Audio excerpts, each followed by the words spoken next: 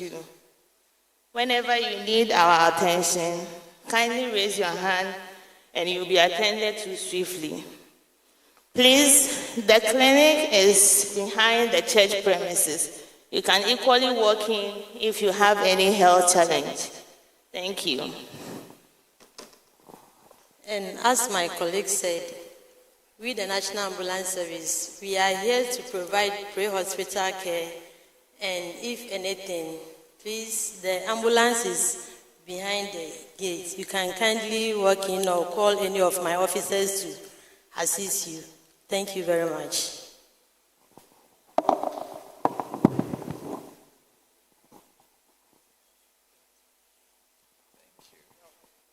Thank you very much. So they are at our service. Do not hesitate at all to call on them.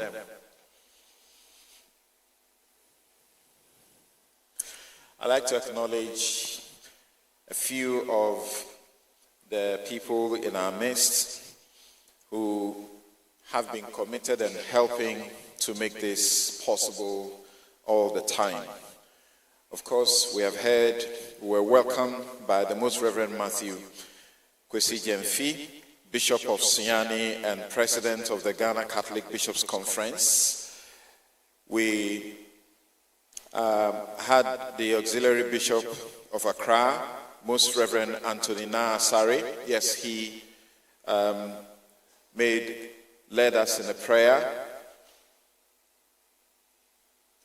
We also want to acknowledge the Honorable Dr. Yao Ba, Executive Director of the Kaizen Institute for Labor Economics. I'm sure very soon we'll be hearing from that institute.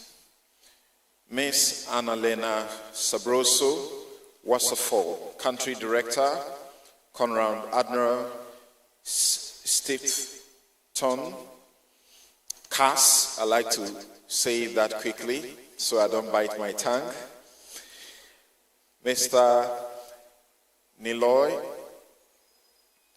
Banijay, UNDP Resident Representative, thank you for being here. Dr. James Natia Adams, Researcher. We're expecting the Honorable Minister for the Interior, Muntaka Mohammed Mubarak.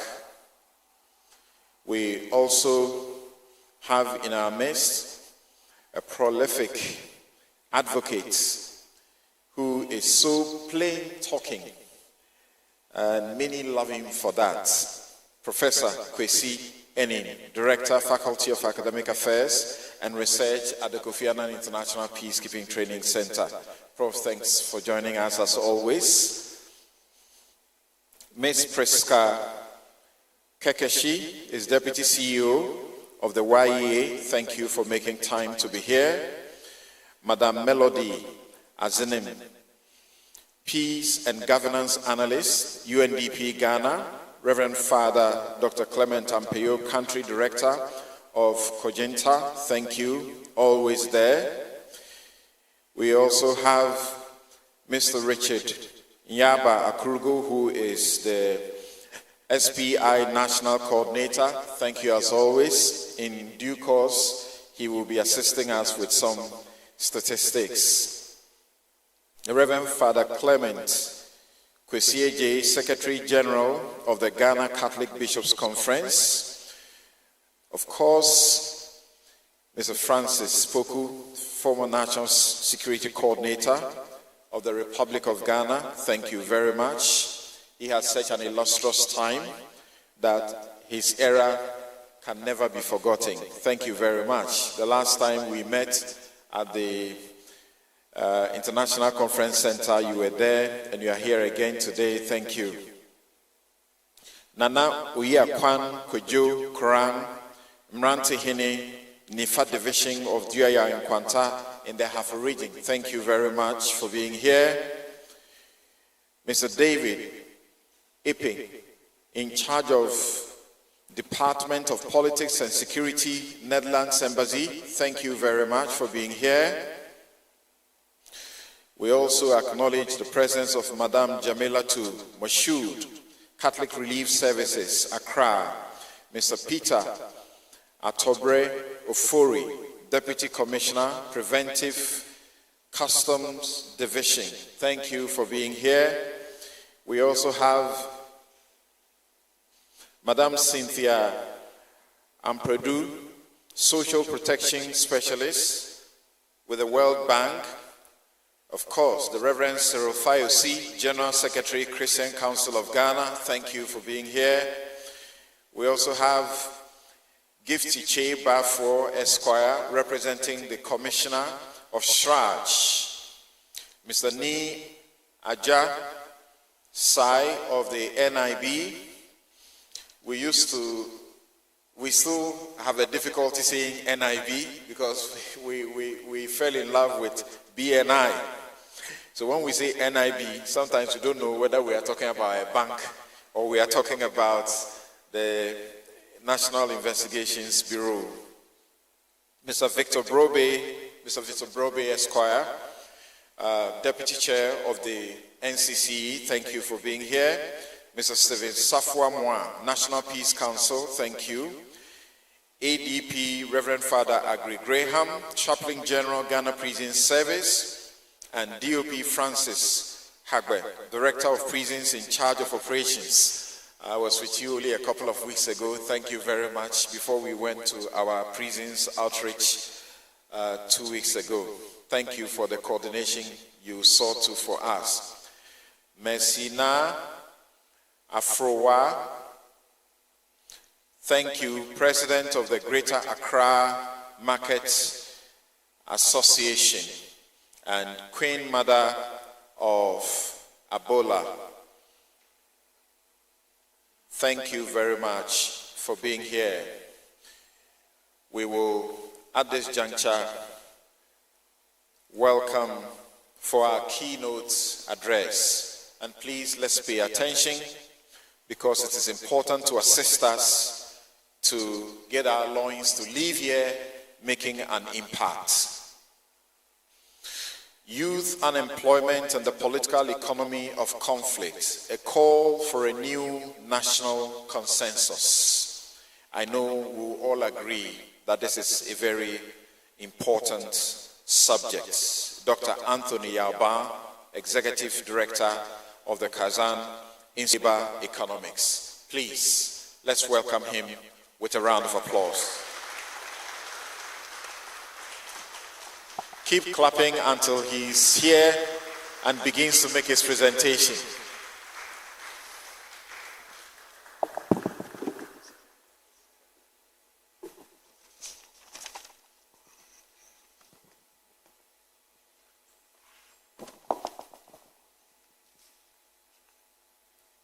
My Lord Bishops, Your Excellencies, Honorable Ministers, distinguished guests, ladies and gentlemen. First, I would like to thank the Ghana Catholic Bishops' Conference for holding this very important forum and for inviting me as a keynote speaker on the topic Youth Unemployment and the Political Economy of Conflict, a call for a new national consensus. As our MC said, this is a very important subject because we know that unemployment, especially among the youth, is the greatest social and economic challenge facing Ghana today. The rate at which unemployment among the youth is rising is alarming. We all wonder what will happen next if we do not find a solution soon. We are all very familiar with a popular saying, idle hands are the devil's tools.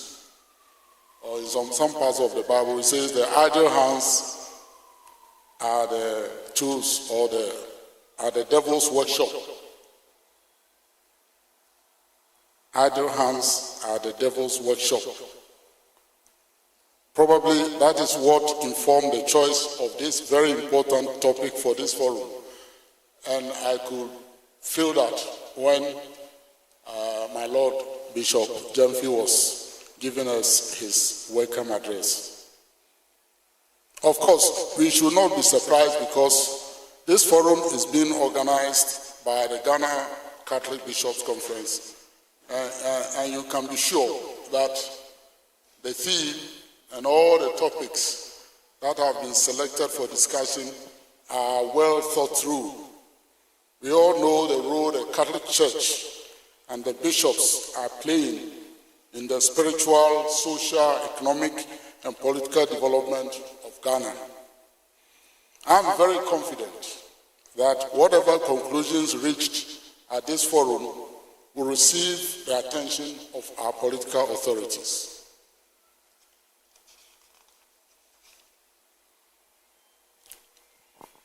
Let me try to unpack or simplify the topic so we can all be on the same page. My understanding of political economy of conflict is this, that it is a subject that provides a framework for understanding how politics interacts with economics to influence conflict. Let me say it again. How politics interacts with economics to influence conflict. It sounds complicated, but I'll see what I can do.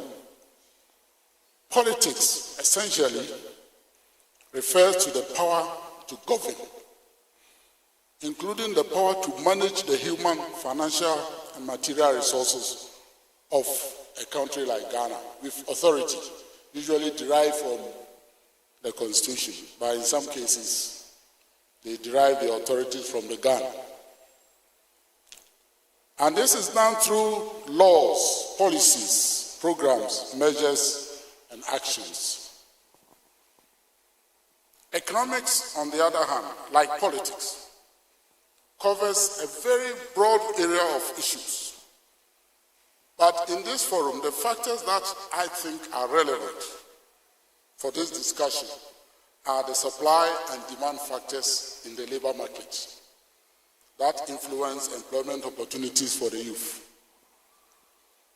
So, the topic we are discussing can then be reframed simply as how does politics and economics interact to influence the factors responsible for the high unemployment of the youth, especially in Ghana, and how do these factors relate to conflict?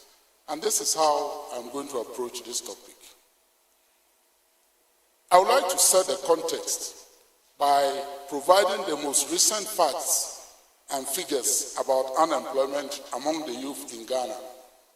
As the MC said, there are conflicting data about unemployment, but it's all about the way you define it. We used to define unemployment strictly based on the international standard to say that within a reference period, they ask you, were you employed during this last 7 days? You said, no, I was not employed. Were you looking for a job? You said, yes, I was looking for a job. Then they ask you a third question. What did you do to show that you were looking for a job? If you say, I didn't do anything in the last 7 days, you are not unemployed. And that strict definition is for the countries where unemployment benefits exist. So that not everybody can just walk in and take unemployment benefit. But in our case, there is nothing like that.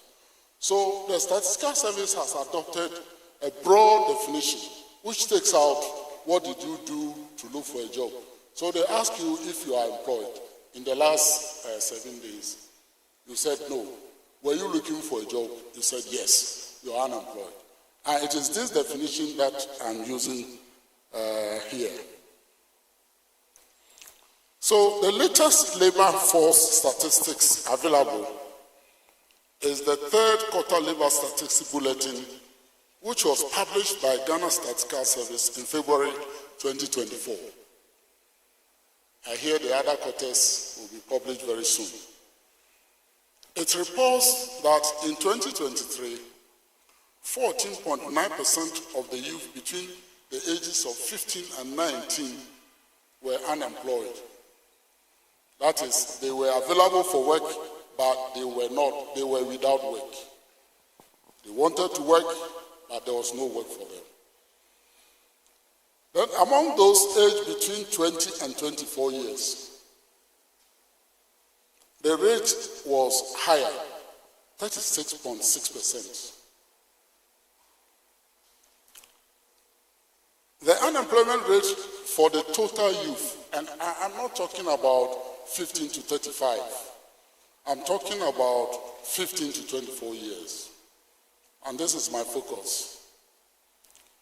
The unemployment rate for the total youth population, those aged between 15 and 24 years, was 23.7%, according to Ghana Statistical Service data. So let's say 24%. This means 754,000 young people between the ages of 15 and 24 were looking for jobs, but they could not find jobs. That's a big number, 754,000. But that is not the end of the story. The same publication quoted above reports that 1.25 million youths were in a group they called NEET, N-E-E-T. And this NEET group refers to the youth who were not in employment, who were not in education, and who were not in training. 1.25 million people, young people, between the ages of 15 and 24 years. In other words, these were idle hands. And remember, I spoke about idle hands being the workshop for the devil a few minutes ago. If idle hands are the devil's workshop, then in Ghana, we have actually established factories for the devil. Because the devil can use 1.25 million times 2 hands, which is 2.5 million hands in his factories, and he will not pay a dime for that. The society has to pay for that.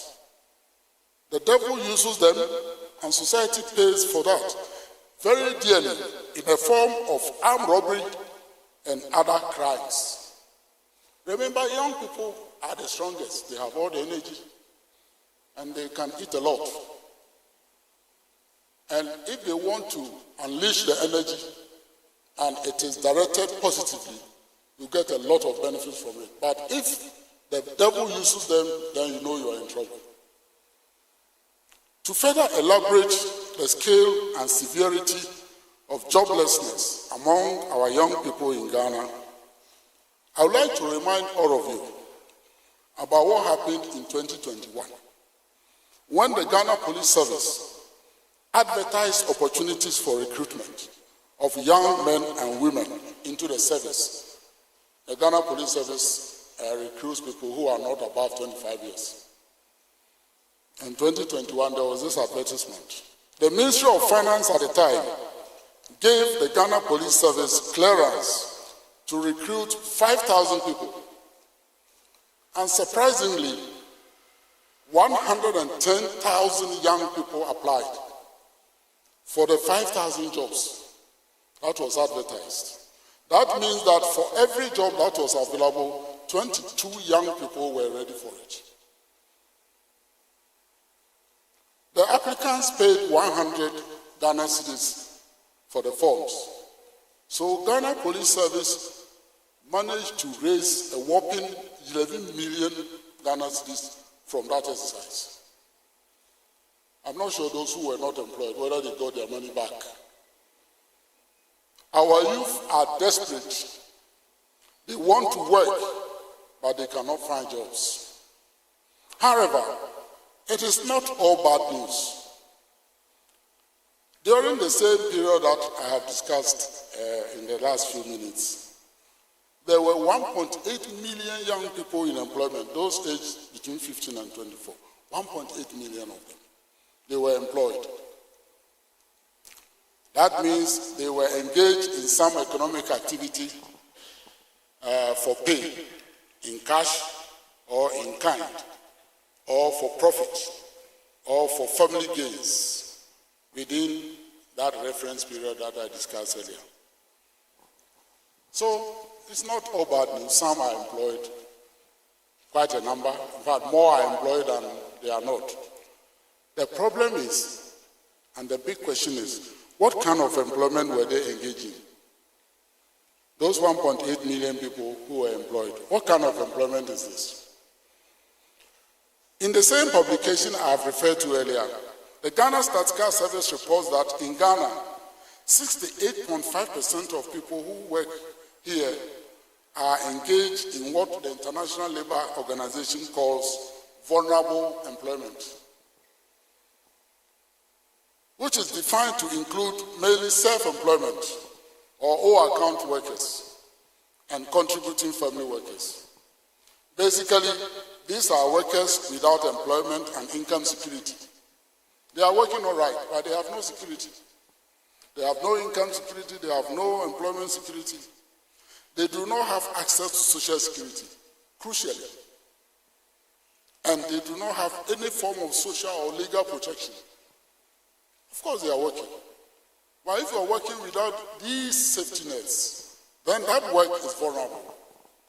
And they are basically poor people, poor young people, who are trying to eke out a living, mainly from the informal economy, where they cannot exercise their social and economic rights because in our society, we say something in our camp,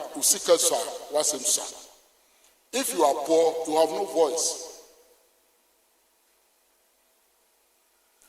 If we apply the vulnerable employment ratio of 68.5% to this figure of 1.8 million, what it means is that out of the 1.8 million who were working, about 1.2 million were vulnerable workers. And as I said, vulnerable jobs are basically jobs that are not decent. But as we say in Akan, again, a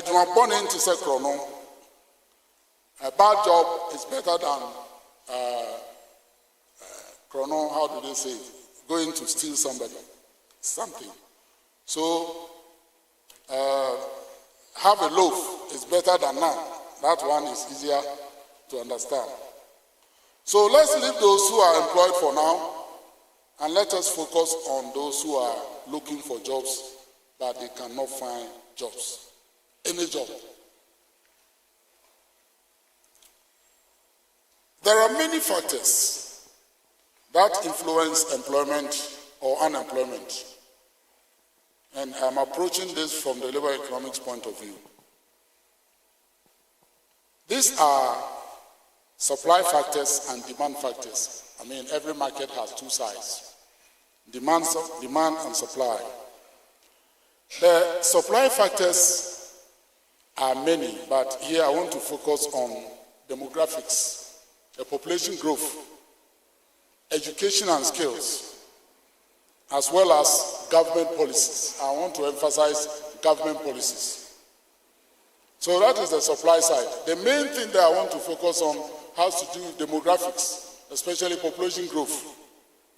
The demand factors include the demand for final services, because in the labor market, you demand labor services because there is demand for some products or for some services.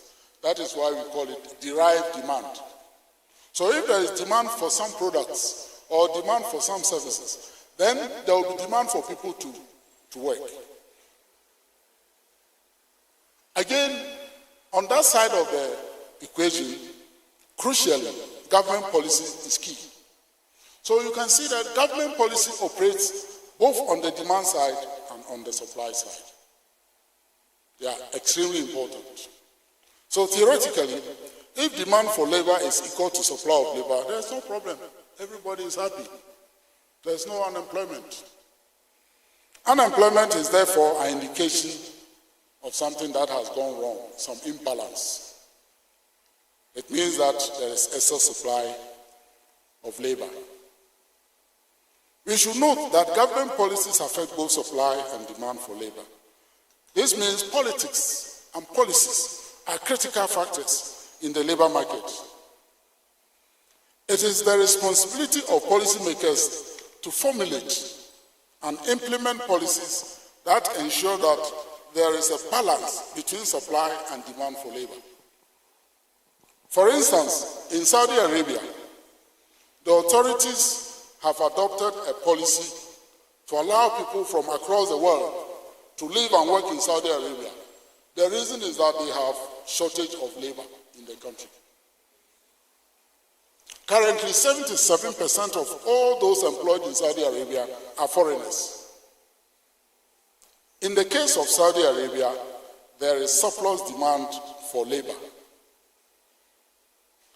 over supply. The situation is similar in other Arab countries like Kuwait, but the reverse is true for Ghana and other developing countries in the Sahel region. So to address unemployment in Ghana and for that matter the Sahel region, successive governments have pursued various employment policies, but they have all failed to address unemployment, especially among the young people. Let me just cite one example to illustrate this in Ghana. In 2015, the NDC government then, under our current president, John Mahama, adopted a national employment policy, NEP. It was launched by the President and the Director General of the International Labour Organization. The national employment policy had 4 key noble objectives. First, to create more decent jobs to meet the growing demand for employment. 2, to improve the quality of jobs for those who are employed. 3, to increase labor productivity. And 4, to strengthen governance and labor administration institutions. And these are really great objectives. All the necessary documents were prepared for the national employment policy. And I have copies of all of them because I happen to be part of the process. We had a budget and financing plan. We had the implementation matrix. We had the implementation arrangements. And we had implementation roadmap, all prepared by the consultants. The implementation plan matrix alone was a 60-page document. The first objective, creating decent employment for people, had 28 implementation strategies. The second objective had 8 strategies. The third objective had 2 strategies, and the fourth had 8 strategies. So together, the 2015 NEP, National Employment Policy, had 46 implementation strategies. The National Employment Policy is a very comprehensive document if you look at them. But it was not implemented because mainly there was change of government a year and a half after it was launched. This was definitely the first employment policy. This definitely was not the first employment policy in Ghana.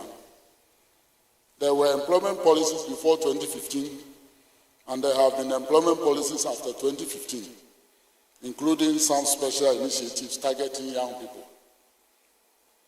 In spite of these policies and special employment programs, the reality today in our country is that the population of Ghana is expected to be 38 million. And in 2050, it is expected that our population will hit 52 million. If the current trend continues, and we do not do something radical about youth unemployment, we are likely to have millions of additional idle hands, creating more factories for the devil. If they cannot be genuinely and gainfully employed, the devil will find something for them to do, and society will pay for that, as I said earlier. So this is urgent. This is very urgent. Now let us explore the complex relationship between politics, economics, and conflicts, as I understand it. A conflict can easily arise between the policymakers, politicians, and the youth, especially the young people who are desperately looking for jobs.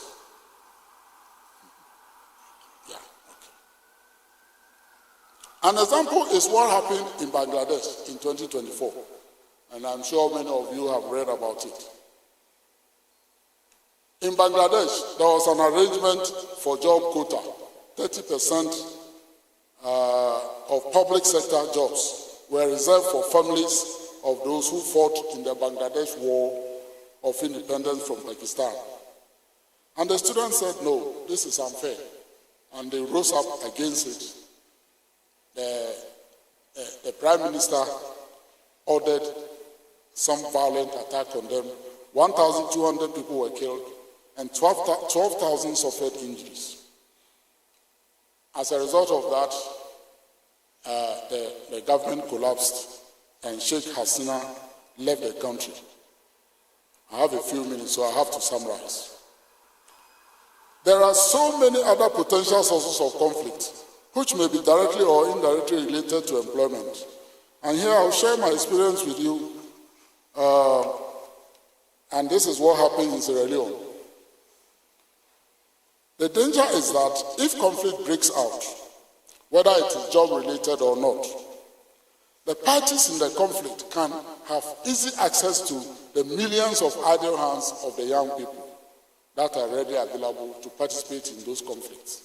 And an example is what happened in Sierra Leone. Sierra Leone had a political conflict, but they engaged a lot of young people to kill each other and kill people. I was there to help the union to reorganize. And I was told by my host that children as young as 15 years were lured into the conflict with small amount of money. Bangladesh at the time had a population last year 172 million. But Sierra Leone in 1992 had a population of 4 million. So it doesn't matter the population size. We are 35 million and our population is increasing. The point I'm making is that keeping more than 1 million idle hands can be disastrous, can be dangerous. And we have to address unemployment challenge in order to sustain the relative peace we are currently enjoying in Ghana. We have no other option. So what can we do? So, Ms. Amsi, spare me 5 minutes to go through what we can do, what I think we should do. We are discussing this topic a few days after the 24-hour economy and accelerated export development program was launched. It is estimated that implementing this integrated program could create more than 827,000 new jobs within the first 2 years. Over 1.7 million jobs by 2028 and 5.2 million jobs by 2034, within 10 years. If the implementation it is expected that unemployment in Ghana will be just about 12% by 2028. It will fall to below 10% by 2030, and ultimately to just about 4%, which we call the natural rate of unemployment. When John Mahama was campaigning to become president, at the time I was Secretary General of TUC, when he came there in November 2024, I said to him that if he is able to implement the 24-hour economy the way he describes it, it will change Ghana forever, and that will be a game changer. Of course, I came under a very serious attack by the opposition then. But I still believe that this program is not only a game changer, but it actually represents a seismic shift in employment and development policy in Ghana since Kwame Nkrumah. And so we all can support it. But, and this is a big but, there is no guarantee that this program will be fully implemented, especially if there is a change of government. This is a good project. If you have not had a chance to look at it, please have a look. Because it shows where the employment is going to be created, how it's going to be funded and all that. But there is no guarantee that this program will be implemented. And that is why we need a new national consensus. A consensus that will truly make unemployment creation a priority of priorities. A consensus that can sustain job creation programs regardless of the political party or the president in power. Such a national consensus must be backed by a social contract between the people of Ghana and our leaders and their political parties. Not just rhetoric, not just campaigns. It must be backed by a social contract, signed and sealed, and we should all follow through. This new national consensus and social contract should empower the relevant institutions, and I'm talking about the ministry responsible for employment, the National Development Planning Commission, the Ghana Statistical Service that will provide the data, by resourcing them financially, technically, and politically to drive the employment creation agenda. Making employment creation the priority of priorities requires that all government policies, all of them, including the macroeconomic policies, trade policies, tax policies, investment policies, procurement policies, industrial policies, infrastructure development policies, agriculture policies, are all consistent with employment creation agenda, backed by the national consensus and the social contract. Jobs are created around needs, as we all know. Ghanaians have a lot of needs, so we need to create jobs around the needs. We need more food to feed the growing population. We need more houses. We need other social amenities. We need more doctors. We need more nurses. We need more midwives and other health workers to take care of us. We need more police officers to ensure safety on our roads. We need more security agents to help us build a disciplined community. We need more teachers to teach our pupils and students in our schools and colleges and universities. We need other public services, roads, bridges, railways. We should be able to create sufficient jobs for our people around these needs. There is time for everything, and I am concluding now. Placing employment creation at the center of our social and economic policy is long overdue. It is time for Ghana to have a social contract between the people and our leaders that makes employment creation a priority of priorities, so that together we can eradicate unemployment in the shortest possible time and create opportunities for more decent jobs for the growing population. Other countries have done that. South Korea, we usually use South Korea as our example. The 2008 financial crisis had a devastating impact on employment in South Korea. The government took it seriously. They introduced a set of policies in an employment-focused development model. The ministry in charge of employment was restructured and resourced to coordinate the new employment creation strategies. And I want to emphasize what I'm going to say now. A National Employment Strategy Council was established in South Korea, and the person who was chairing was the president of the country. Then they established what they call Public-Private Job Creation Consultative Committee. It's not enough to just ask private sector people to employ. There must be some structures to push them to employ. And as I said, the council was chaired by the president, and the council was charged with the responsibility of reorganizing policies and institutions to enable them to participate effectively in the new employment creation initiative and to take emergency measures as and when necessary to ensure that national employment and unemployment targets are achieved. The population of South Korea is 51 million. Unemployment in South Korea in May 2025, last 2 months ago, was just 2.7%.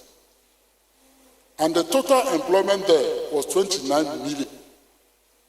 Another example is China. China has a population of 1.4 billion. In May 2025, unemployment in China was 5%. 740 million people are employed in China. 470 million in urban areas, 270 million in rural areas.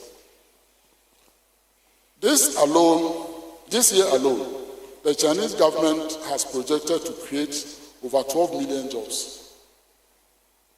Ghana can do the same. Young people, youth groups, religious bodies, students, trade unions, civil society organizations, we should all come together, work together to put the necessary pressure on our political leaders to develop the political will. Sometimes when we talk about political will, we think it can come from heaven. We have to push them to develop that political will that is required to implement effective employment policies to eradicate unemployment from our society. This is how we can ensure security and social cohesion. It is possible. Let's do it. And I'll end with a verse in the Bible, since this is a religious platform. Matthew 7:7.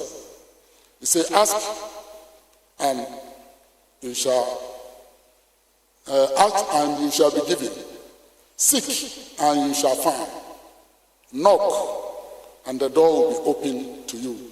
Let's do this to those who are managing our affairs, our political leaders, our policymakers. If we knock hard and we knock persistently, they will hear us. Thank you very much for listening.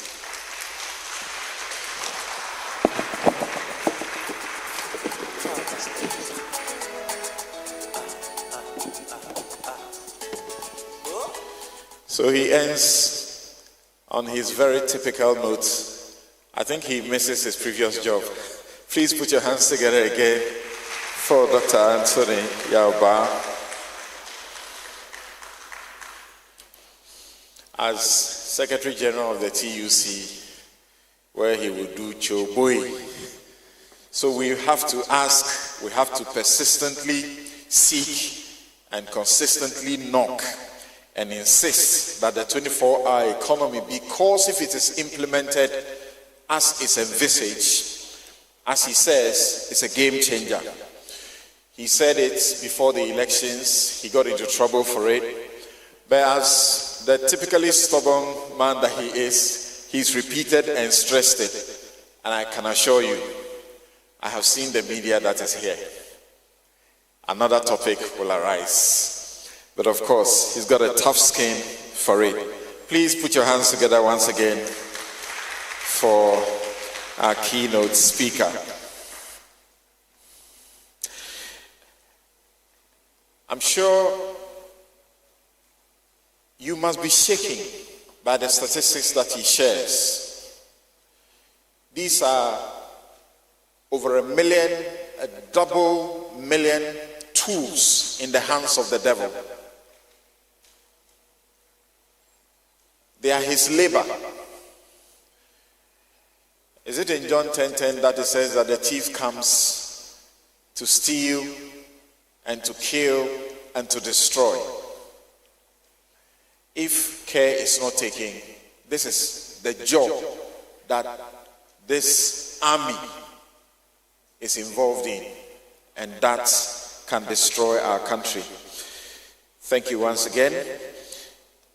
I want to continue a few more acknowledgements, and then we'll welcome for special remarks about 10 minutes.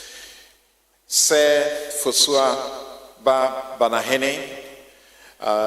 He is the former director of the Get Fund, right? And he is of the Forum of Papal Knights and Dames. Thank you for being here. Reverend Father David Dunn, thank you for being here, of the Center for Conflict Transformation and Peace.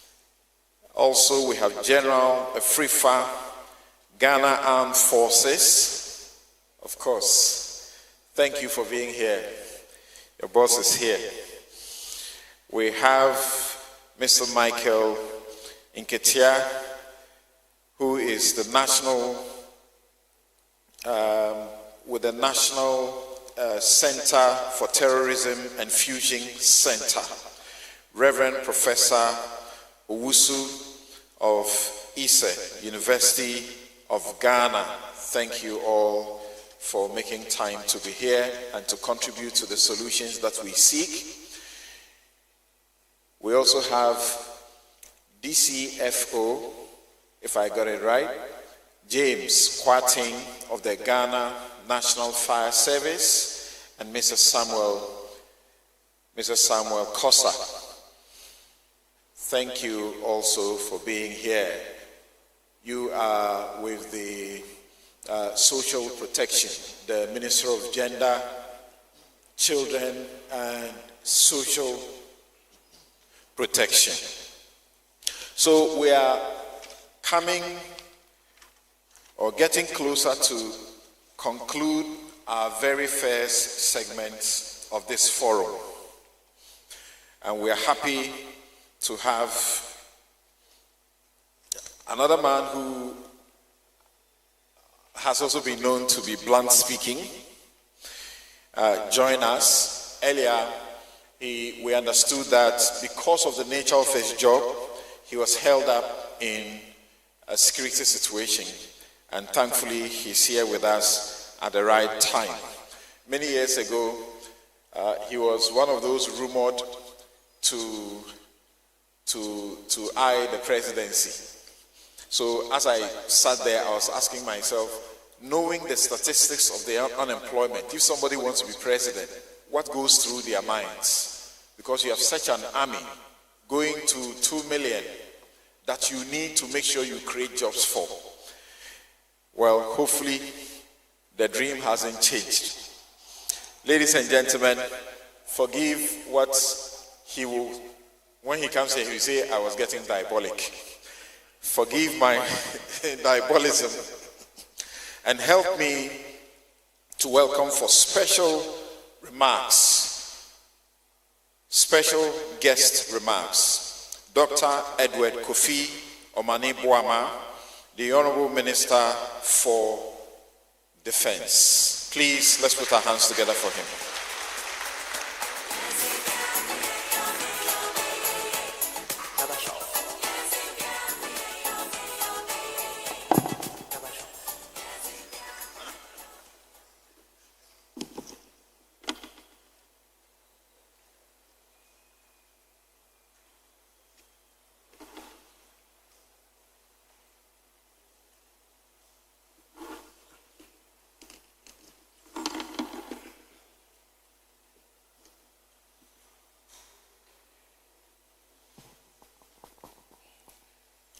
My Lord Bishops, priests and religious lay faithfuls,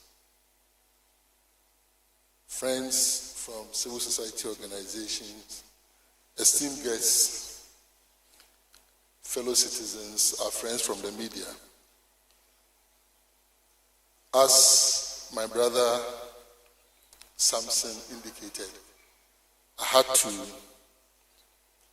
participate actively in an emergency National Security Council meeting that had a single item, which also coincides with conflict. And so it is very clear that whatever is happening here at Christ the King is also of concern to government. But particularly, this single item meeting was about the conflict in Boko and the escalation that we saw over the weekend. But I wish to assure that His Excellency President John Dramani Mahama, Commander-in-Chief of the Ghana Armed Forces, remains committed to bringing an end to the decades-old conflict, to address the recent happenings. The National Security Coordinator, myself, the Minister for the Interior, the Chief of the Defense Staff, and the IGP have all been tasked to play coordinated but differentiated roles to ensure that peace and calm is restored immediately. And this includes restoration of the statue of the Zugran of the Kusog traditional area. Specifically speaking to you about the theme for today, political economy of conflict in Ghana, addressing youth unemployment as a catalyst for security and social cohesion. I will not pretend to be a labor economist like Dr. Anthony Yauba, who has lived it, practiced it over the years. But I'll pick it from the perspective of security the more. Today, I stand before you also as a proud Roman Catholic and Minister of Defense to wholeheartedly welcome the Sahel Peace Initiative. This noble endeavor recognizes the critical role faith communities play in promoting peace and stability in our region. As we gather here, we are reminded of the words that blessed are the peacemakers, for they will be called children of God. And so we must strive to be peacemakers, working tirelessly to address the root causes of instability in the Sahel, because it links up with unemployment, and the two are related. Whether it is unemployment that begets the instability, or it is the instability that will worsen unemployment, whichever way that you look at it, you will not be wrong. Poverty and unemployment are toxic fuels for extremist ideologies. We must invest in economic opportunities and job creation to empower our youth. By doing so, we can prevent the spread of violent extremism and promote inclusive dialogue. This is why I believe faith can be a powerful unifying force. Let us foster greater understanding and cooperation between religious communities, because interreligious dialogue is crucial in promoting peace and stability. Local communities are the backbone of peace building, the bottom-up approach, not always the top-down. The negotiations in the boardrooms do not always bring peace. We need to listen to the people on the ground. We must engage them in security planning and decision-making. By doing so, we can build trust and promote a sense of ownership of the ingredients that must end up giving us the peace that we want. We must provide assistance to those affected by conflict, upholding human dignity. Let's raise awareness about the Sahel crisis and advocate for policies promoting peace and stability. Inclusive growth and development are crucial. And I emphasize the word inclusive.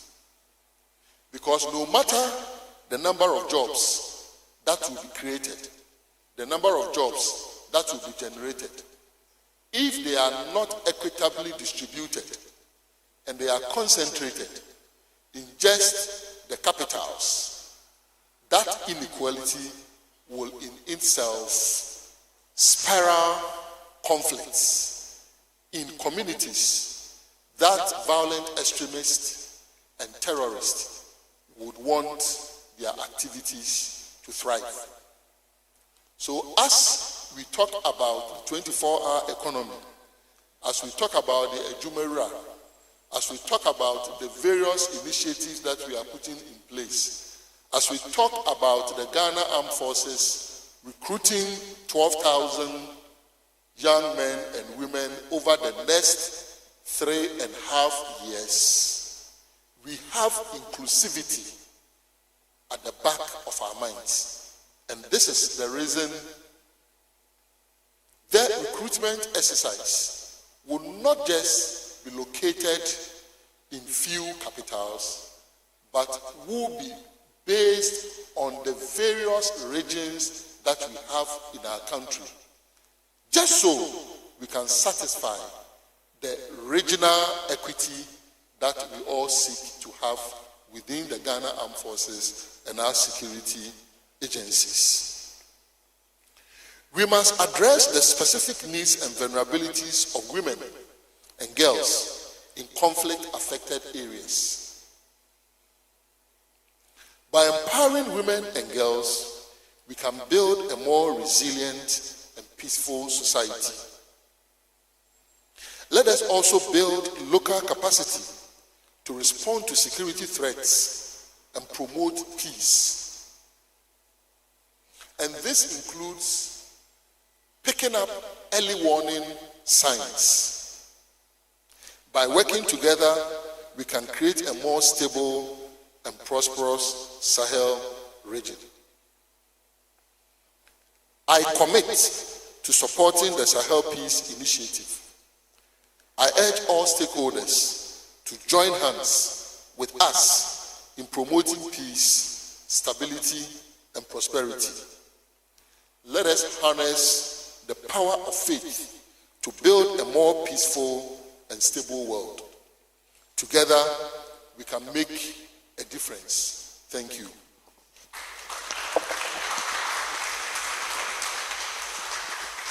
Thank you, sir. Thank you very much. Please, a round of applause for him again.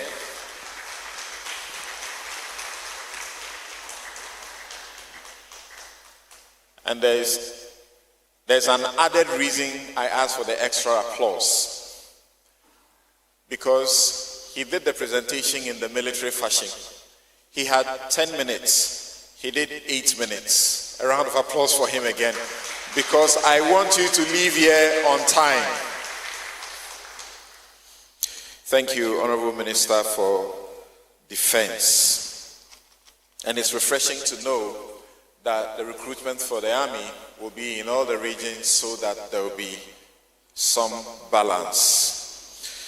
As we heard about the police recruitment, I think Dr. Ba will like to have an answer whether or not forms are going to be sold, and in the end, those who will purchase the police made in excess of 11 million on the spot for the over 100,000 who applied for the 5,000 jobs. Now, we have 2 more addresses to take, 10 minutes each, and then we will be getting to the end of the first part of this program. Please, I understand that some of us are unable to identify where the washrooms are. If you go out, on your right, straight on your right. It's a very nice place. You should go use it. Yes, I'm familiar with the place. It's nice.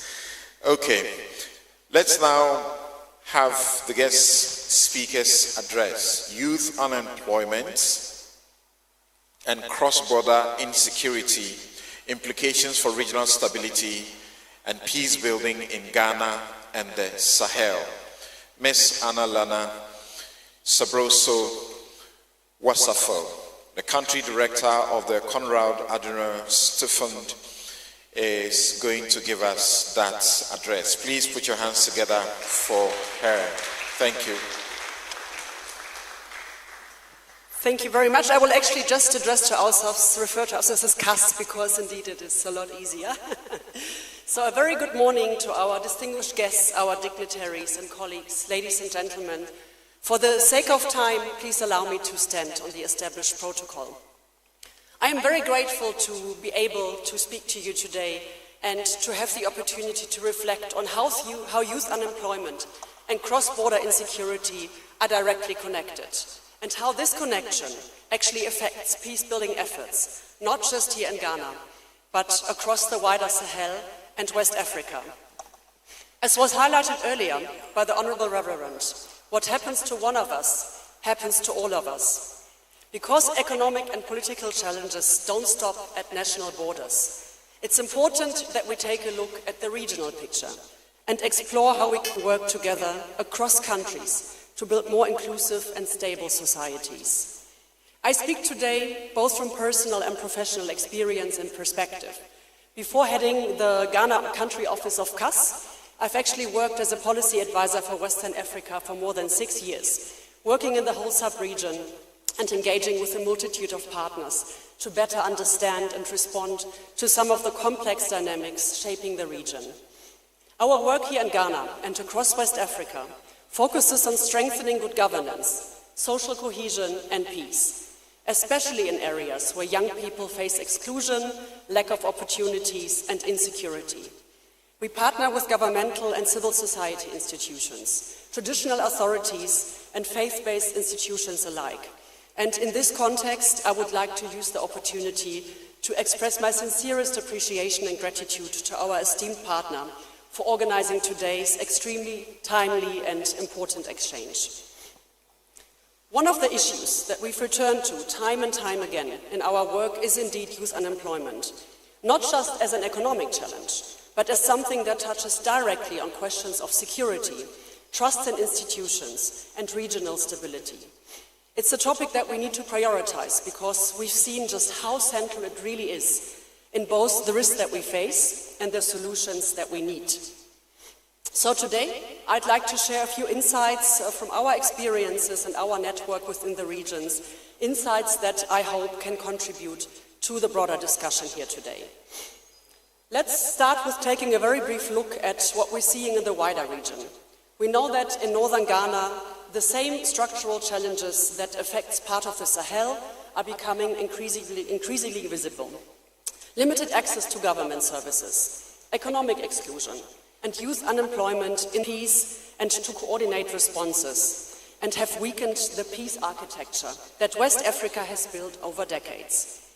ECOWAS, as we know, now faces serious legitimacy and coordination challenges, and cross-border cooperation on peace building, early warning systems, intelligence sharing, and youth reintegration programs have suffered as political fractures disrupt joint action. In effect, I believe it is fair to say that youth unemployment and failure to deliver on expectations have eroded not only national cohesion, but also regional solidarity, cooperation mechanisms, and peace-building efforts. This is one of the hard-learned lessons from the Sahel states. When youth are excluded and governance fails, insecurity thrives, democratic norms collapse, and the readiness for cooperation and solidarity decreases. It's a sobering reminder. If we fail to create real opportunities for young people, we risk losing more than just growth potential.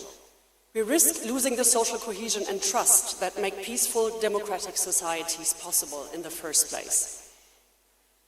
However, these developments in the Sahel and in Ghana's neighboring countries are not only a source of warning.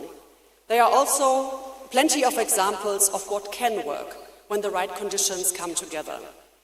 In recent years, we've seen a multitude of promising initiatives, that reflect a deepening and growing understanding of how to address youth unemployment in such a fashion that it actually contributes to peace. To just name a few examples, the Savannah Emergency Program in Togo that focuses on development in vulnerable northern communities.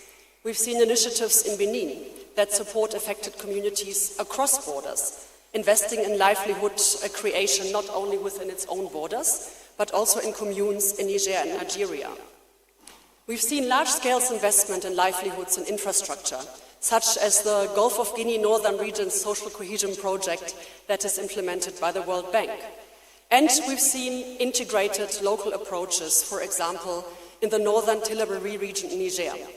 That was once a regional hotspot of violent conflict, where local employment and reintegration efforts helped to significantly reduce violence between 2022 and 23. I personally find this model especially instructive because during its implementation phase, the state adopted a dual approach. Military operations pushed back jihadist control and re-established state presence, while at the same time, civilian state services and development programs were gradually reintroduced to consolidate these gains. This sequence was actually crucial. Rather than treating security and development as separate tracks, they were coordinated to rebuild trust with the local populations. Another key strength of the Tillabéri model was its inclusive, locally tailored approach. Youth were not only recipients of assistance and aid, but were consulted in program planning from the very beginning. Projects were adapted to local livelihoods. Agricultural support, artisanal training, and small-scale entrepreneurship were among the main tools.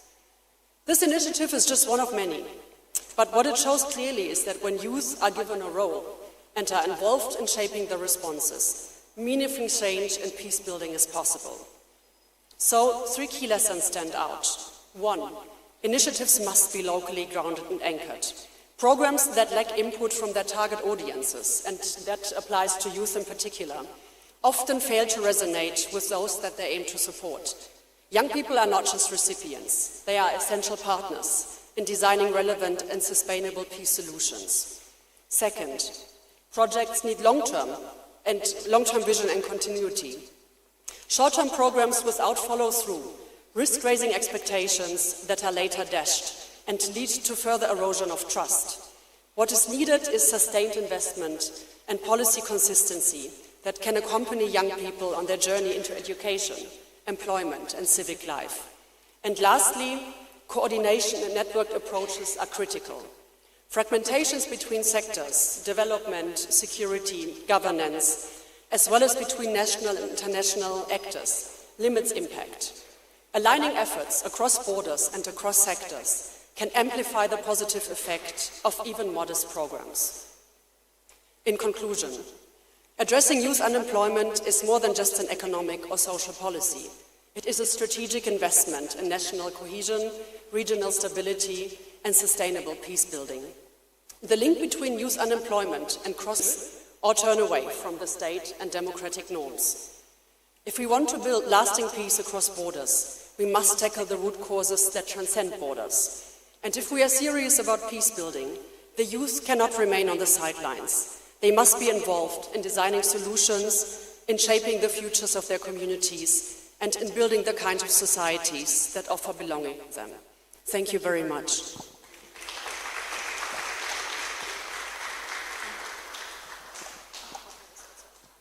Thank you very much. And the reason I'm smiling, I'm all smiles, is because she finished 9 minutes, 25 seconds. I was asking myself, was she timing herself when she was speaking? Madam Wasserfall, thank you very much. We will take our next speaker, and then we'll get ready to round up this very first session. I'd like to acknowledge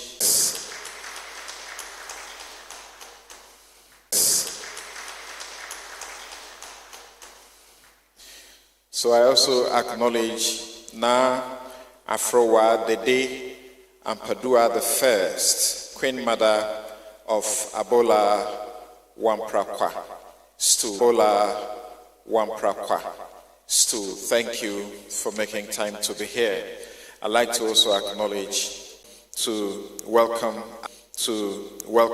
our next guest speaker, the very last in the series of guest speakers. And he's going to talk about the role of the United Nations in advancing the youth, peace, and security agenda in Ghana, something we know they have also been doing quite well.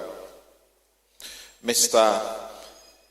Niloy Banerjee, UNDP resident representative. Please put your hands together for him.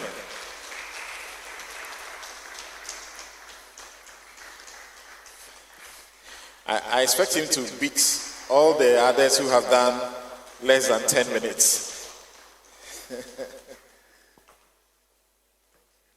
10 minutes it is. Good morning. Honorable Chairperson, Honorable Minister of Defense, Honorable Minister of Interior, my Lord President of the Catholic Bishops' Conference and most revered Archbishops and Bishops present, heads of security agencies, members of the diplomatic corps and development partners, representatives of civil society organizations, religious and traditional leaders, heads of government agencies and departments, women, youth and disability leaders, esteemed members of the Fourth Estate, distinguished guests, ladies and gentlemen, sorry for that breathless welcome to all of you, but I stand on protocol. I head one of the UN agencies here in Ghana, the United Nations Development Program, but I'm standing here on behalf of the UN family here. So I have to largely read out my speech because like everything else in the UN, it's by consensus. Otherwise, I would have loved to be a little more provocative after hearing those inspiring words said by previous speakers. It is with deep appreciation and a strong sense of purpose that I join you today. The theme, Political Economy of Conflict in Ghana, addressing youth youth unemployment, as a catalyst for security and social cohesion, is timely and urgent, as you've heard other speakers say. Ghana's youth are not passive recipients of development, but active architects in our nation's collective future. The forum underscores our commitment to fostering a generation that is entrepreneurial in mindset, resilient in adversity, and grounded in civic responsibility. Investing in youth, in short, is investing in our nation. I extend my sincere appreciation to the National Catholic Secretariat for allowing us to contribute to this agenda of immense national import. The United Nations approaches this moment with clarity and very open eyes, but also with conviction that something can be done. As you know, the UN adopted the Security Council in 2015, what is called Security Council Resolution 2205 on youth, peace and security. 5% of our population between 15 and 35 years of age. We have to recognize that demographic dividends don't automatically convert into prosperity. They require intentional investments. They require nurturing. We're watching under 35 in a chamber of 276. The Afrobarometer data indicates that young people are withdrawing even at the local level from civic spaces. It goes without saying, distinguished audience, that you know far more than I do, that disgruntled youth also become the source of possible recruitment by violent extremist groups.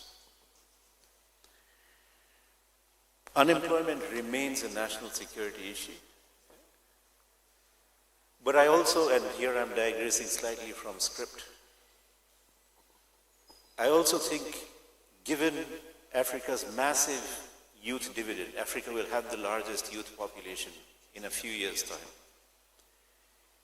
There just won't be enough jobs. Employment is not the only way out. We have to create entrepreneurship. We have to create young people who create employment for others and not just look for jobs. There won't be enough jobs.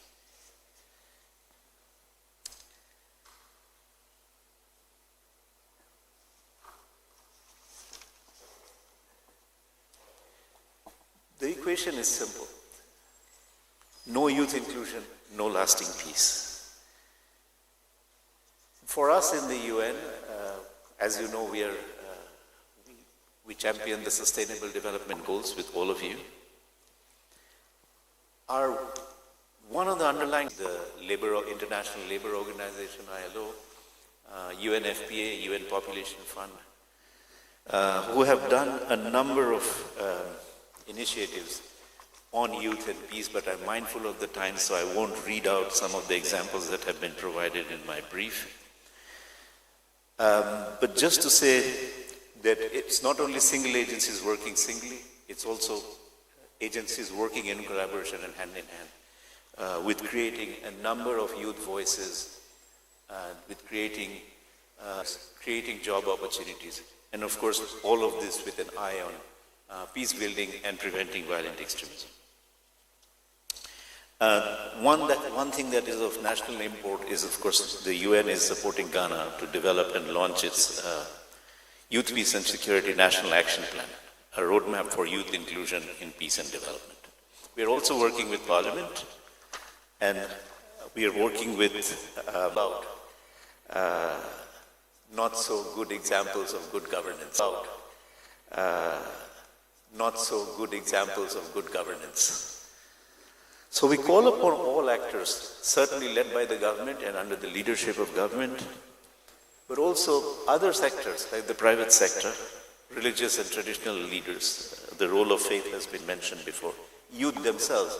And of course, we the United Nations stand behind you, not youth themselves. And of course, we the United Nations stand behind you, not try to drive the bus, but sit behind you in the driver's seat to give you all the support and help you need. We commend the government of Ghana for its forward-thinking, youth-centered policies, such as the 1 Million Coders program, the Youth Limitless Potential. Let us move forward, limitless potential. Let us move forward with a sense of urgency and a sense of purpose, but also with a sense of unity. So extremely proud to have been invited as the UN to this forum today. Thank you very, very much.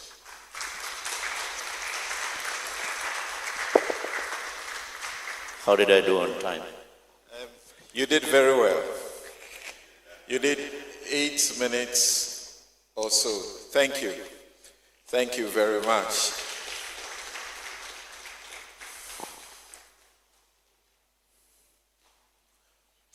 So, ladies and gentlemen, as you listen, the grim picture that is painted,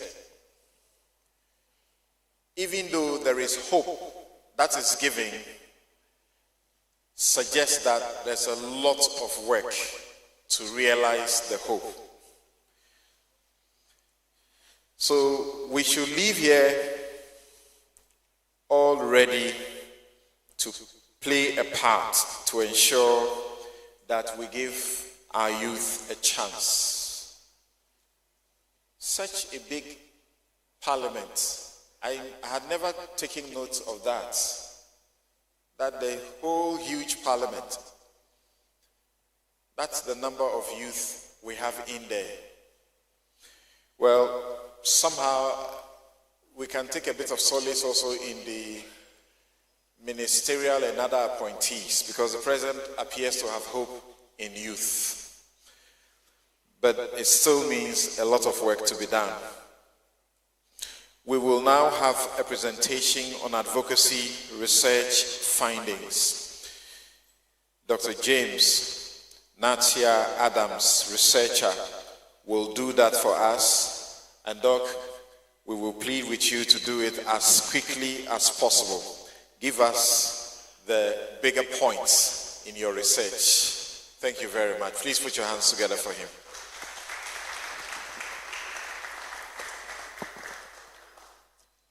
Well, let me sit on the existing protocols. We are all sitting, so I want to use that terminology. I will want to begin off my presentation by first correcting my surname, else my dad may disown me. He has often said that repeatedly, that his name is Adam and not Adams. And the joke is that he was the only person who impregnated my mother and he gave birth to me. So I should always make it clear that his name is Adam. So Samson, I don't blame you, but then that is what is written in the program. Ladies and gentlemen, the presentation I'll be doing in the next 30 minutes or so is on behalf of 15 researchers. This study was sponsored by the Sahel Peace Initiative and the National Catholic Secretariat to unravel the advocacy issues around 3 thematic areas: youth unemployment, chieftaincy, and land-related conflicts.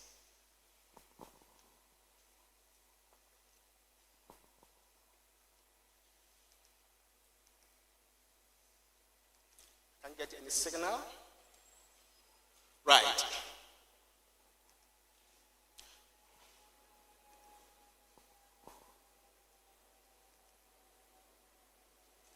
Well,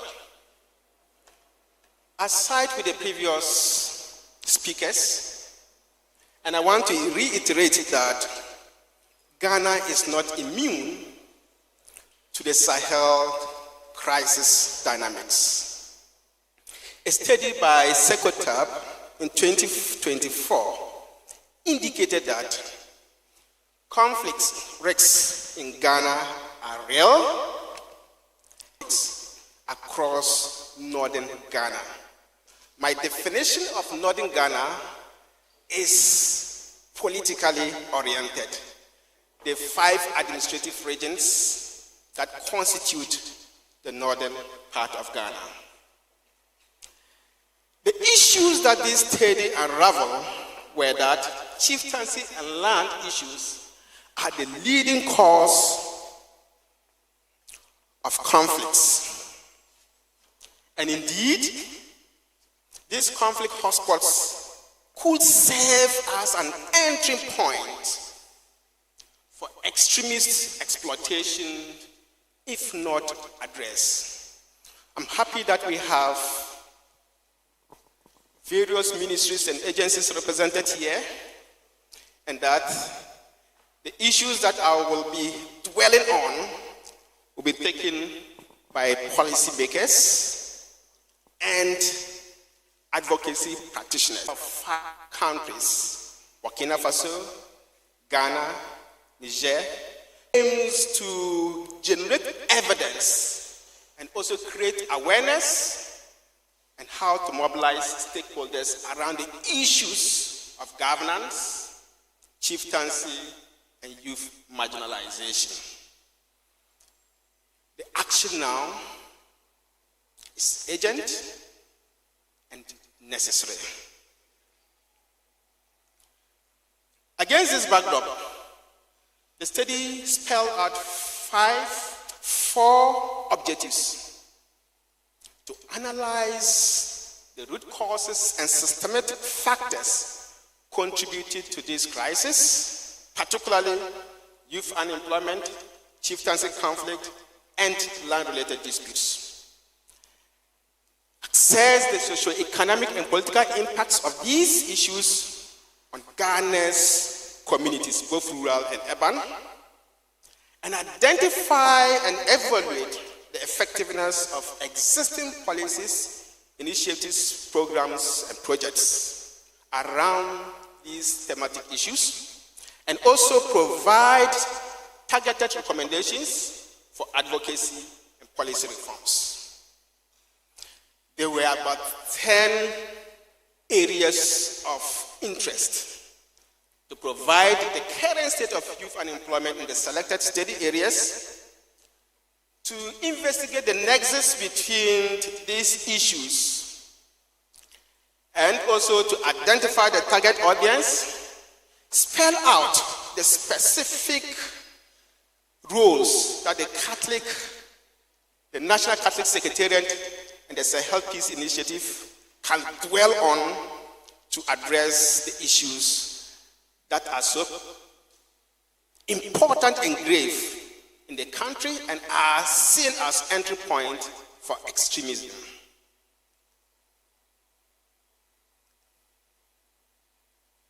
Technology is failing me sometimes. It doesn't respond.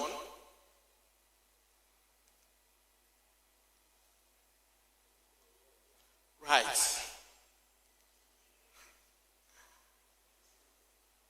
Well, so let me just look at the methodology. The research design was a mixed method approach, combining qualitative and quantitative insights to gain a depth and deep dive understanding of the nexus of these issues. We targeted various stakeholders, but of course, majority of the respondents were from the youth category. The study had envisaged to target about 7,000 youth across 8 regions. However, coincided with a period of intense presidential and parliamentary elections campaigns. So some of the youths were unavailable at the time, and those who were available were expressing issues of fatigue, and that researchers always bore them with questions and that they don't get solutions to the problems. So eventually, we had 1,384 respondents for the youth category. Indeed, if you look at the stakeholder groups that were listed for data, we had community leaders that included queen mothers, youth chiefs, and of course, traditional chiefs.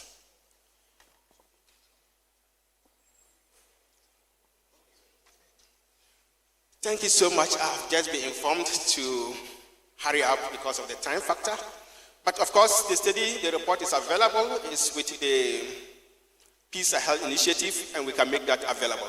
What is of interest to the stakeholders right now is to skip the findings and look at what the recommendations are because of time factor. But if there's another opportunity to speak elsewhere, I am ready to provide you insights into these findings.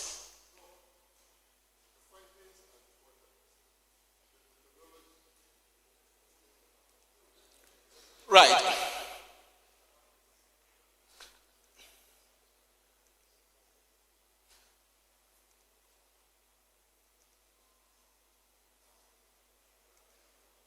Well, so let's look at a correlation, key findings under youth unemployment.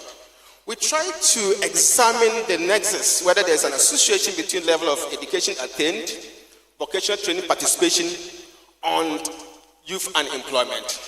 Indeed, the findings show that there is an inverse and weak association between the level of education and unemployment. This is to say that at the excellence of digital skills which are required by the labor market. There are other areas of interest, but I will leave that for now.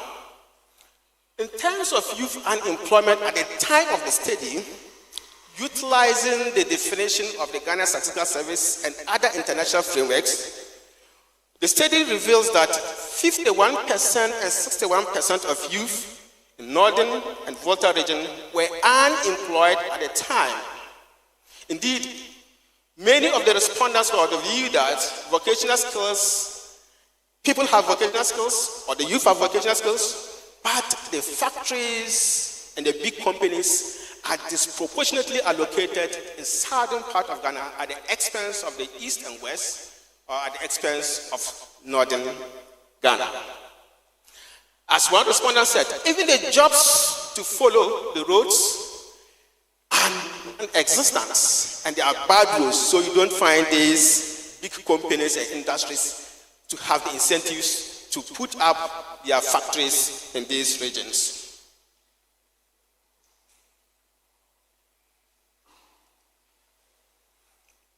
In terms of the duration of unemployment, which is not necessary now, about 60% of respondents, especially the youth in East region, indicated that they were unemployed as far as about 6 months.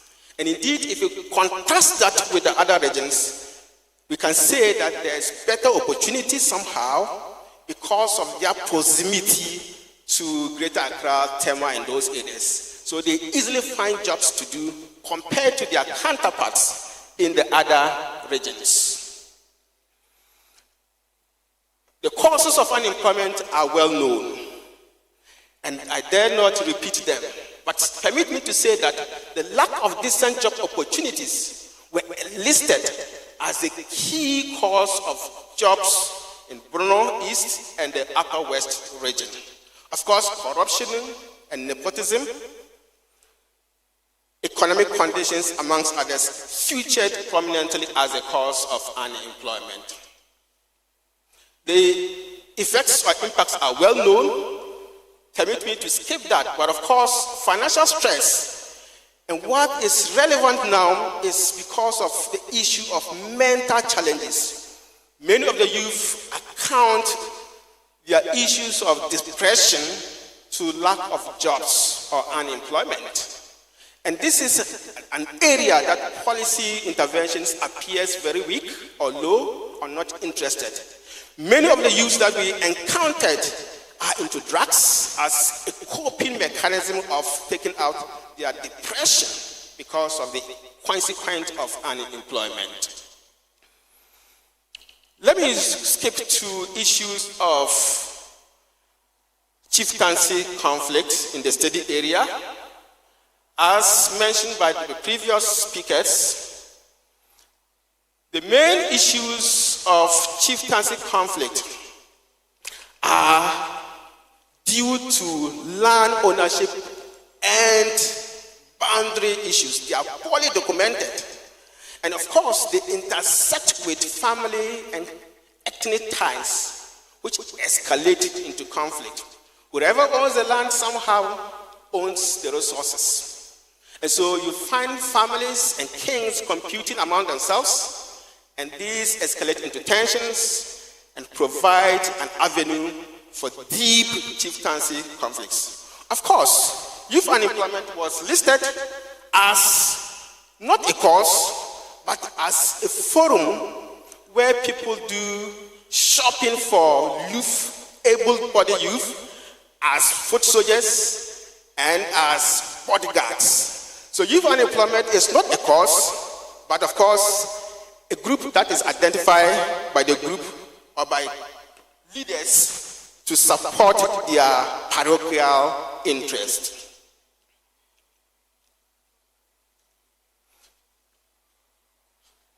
Indeed, as you see, between 38 and 42% of respondents indicate dispute over succession as the main cause of chieftaincy in the study areas. And we know this, there are sometimes intersected with personal and parochial interests, and that there's somehow oral reliance on oral tradition on succession. So we need to move away from oral tradition to documented succession plans across the length and breadth of the country, so that we can know where there's a vacuum who is qualified and who is next to assume leadership role.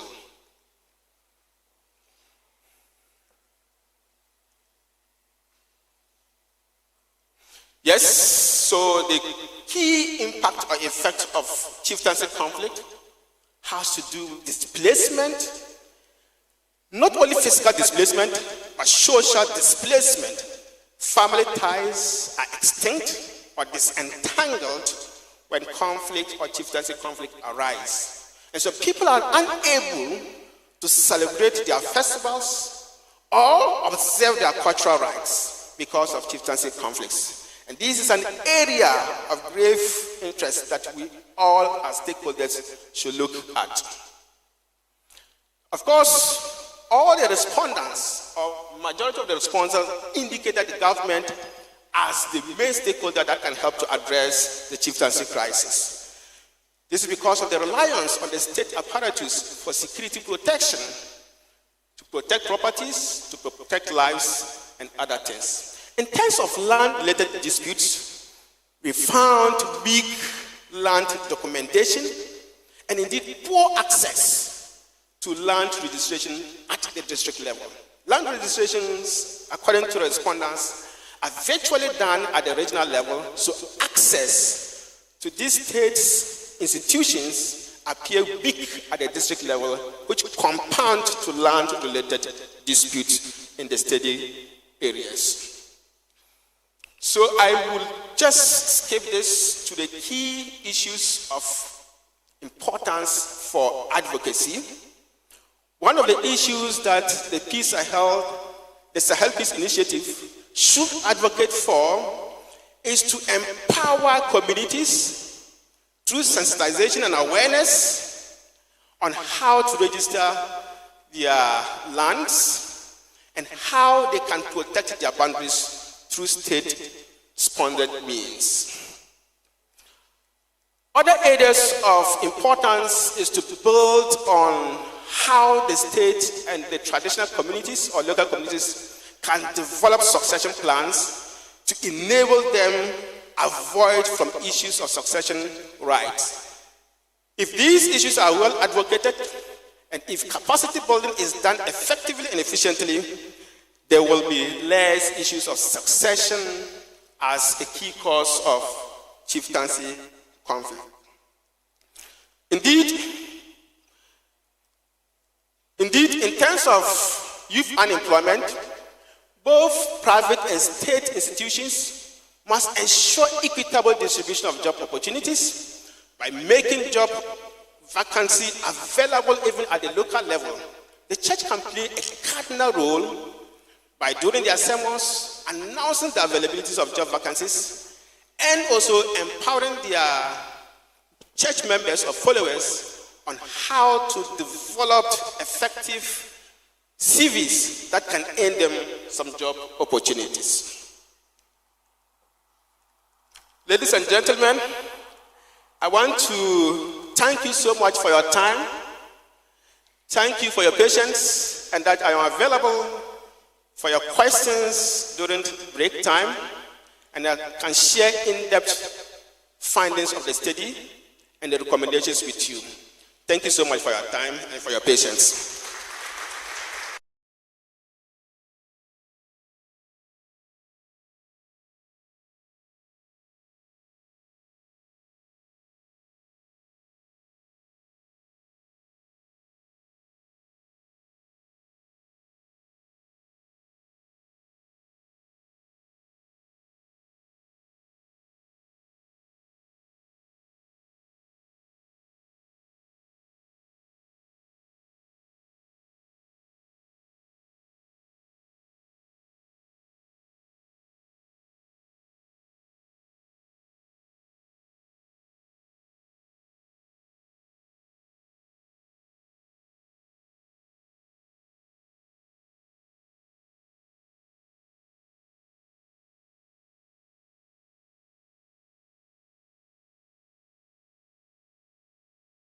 To avoid what the unemployment can do. As is always said, it's a time-ticking bomb. It's a national security situation, but it is not one that cannot be overcome. As Dr. Abba told us earlier, if the 24-hour economy policy is pursued sustainably, which he doubts will be pursued in the manner expected, then we will have some relief and will not be visited with the potential consequences of 2 million plus people being tools in the hands of the devil. We will conclude and have our picture session. And a while ago, I was looking at the 2024 July gathering of the Sahel Peace Initiative, and I was looking at the photography, very nice photography. I actually asked the technical people if they can put it out here and then we can see. We will invite Ms. Sewa Amankwa, immediate past SRC president of the Nutford University, to speak to us briefly. Echoes of the youth. Please put your hands together for her.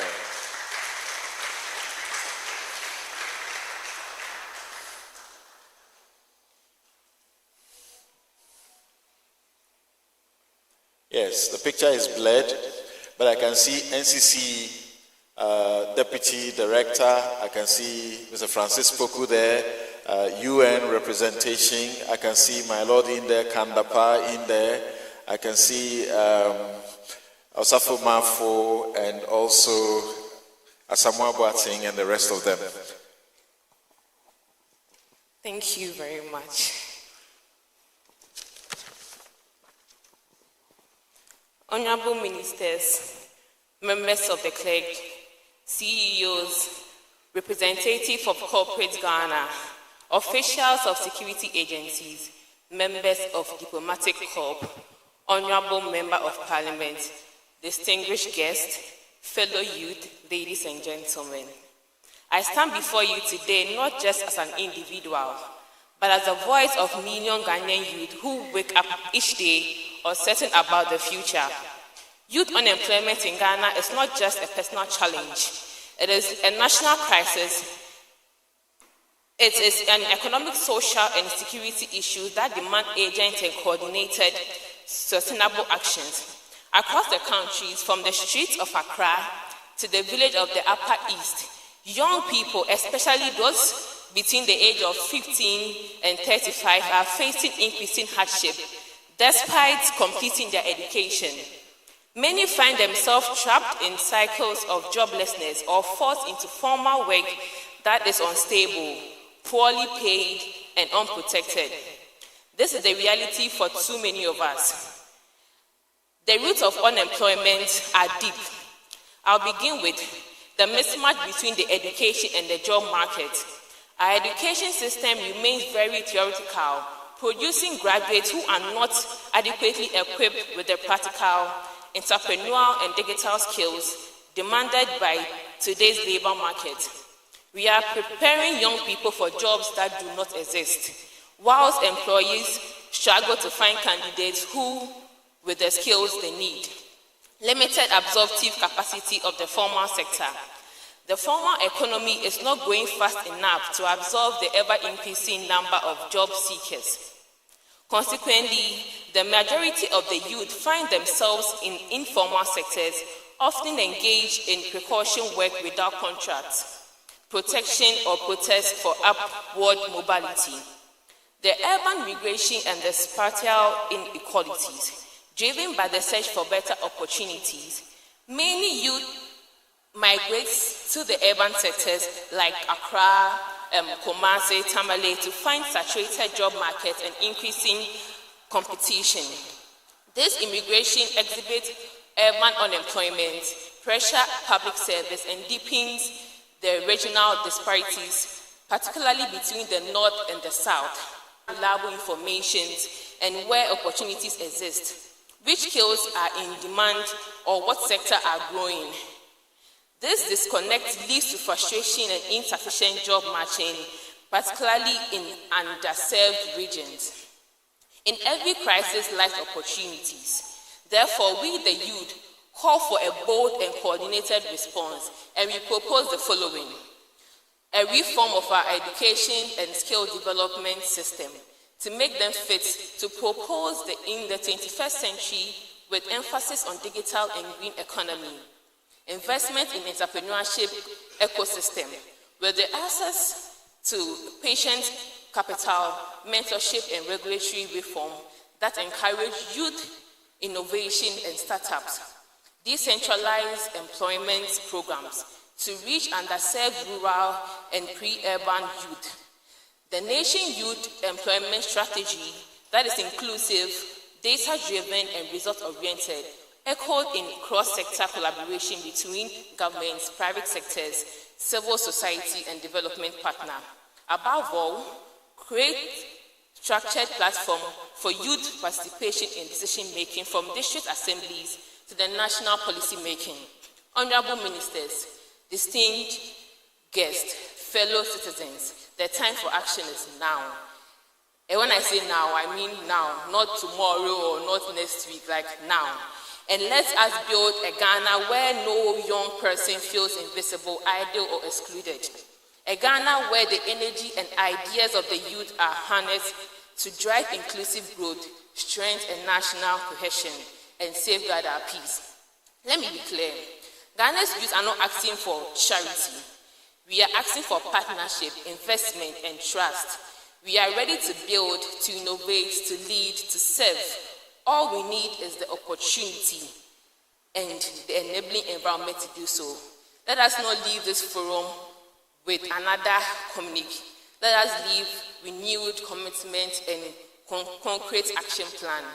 The peace and prosperity of Ghana tomorrow depends on what we do to her youth today. Thank you, and may God bless our homeland Ghana and make her great and strong. Have a good afternoon.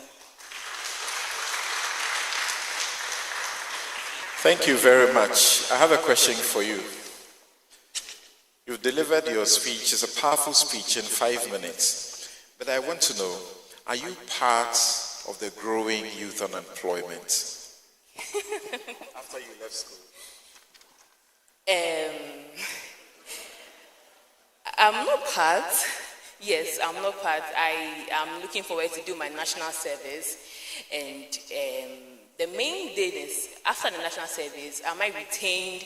Do I get something to do? And hopefully I'll get something to do. Yes, thank you very much. Please, a hand of applause once again for Sewa Amankwa. Thank you all very much, especially the Honorable Minister and other dignitaries who have made time to be here. We know that time is very pressing for you, and we will have our picture session. But remember that we are returning for the panel session, where some of the issues that have been raised will now be interrogated in the panel session. And we have stellar guests to help us navigate that process. Of course, we have the Youth Employment Agency here also to speak to us as well. So once again, thank you very much. After the picture session, when we are moving out for the snacks, let's be minded to do it as quickly as we can. And when we are moving out for the snacks, our distinguished guests, you return to the holding room for the snacks. Thank you very much. At this juncture, may I please call up front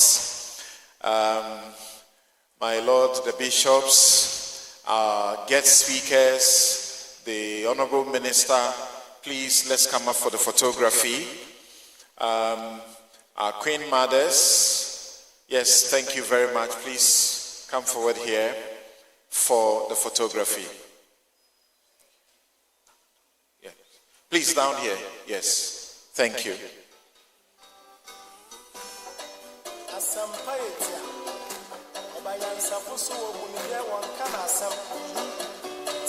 Please, I'm told we have to come up here. I'm sorry. Honorable. Please, we have to come up here. Please come up stage. Please come up stage. Please come up stage. Yes, upstage.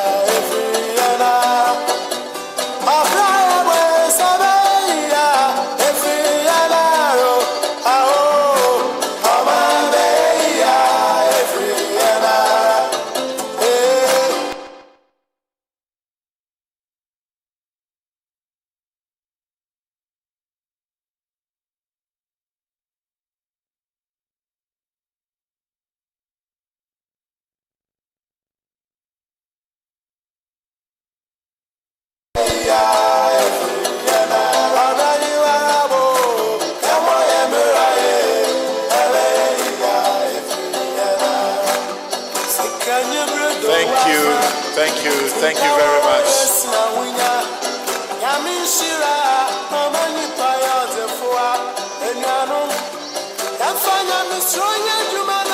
Please, those of you in uniform, please come forward. Thank you. If you are here representing an institution, please come forward.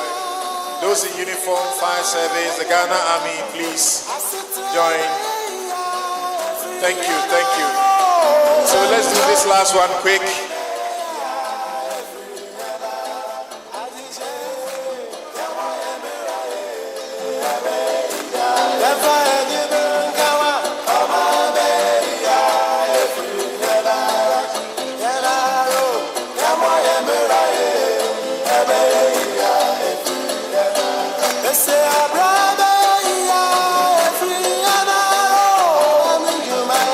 Please, the Reverend Fathers here, please join. Please join. This is the last session. Those in uniform, those representing institutions, please, let's be up there.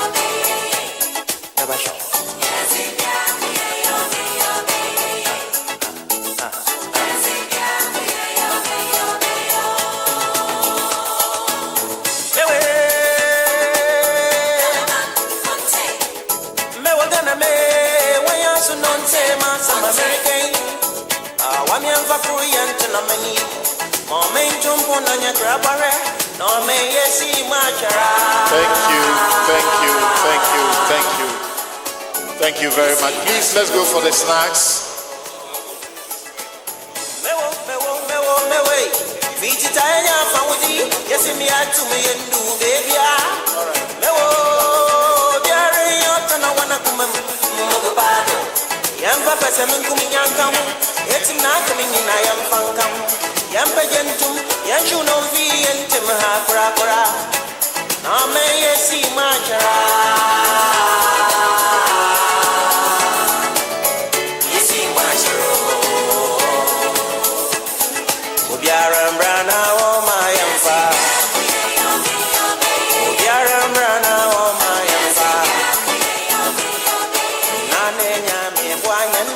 In 10 minutes, we should be done with our snacks so that we can close in time. In 10 minutes, we should be done with our snacks. I'll be calling all of you back here in 10 minutes.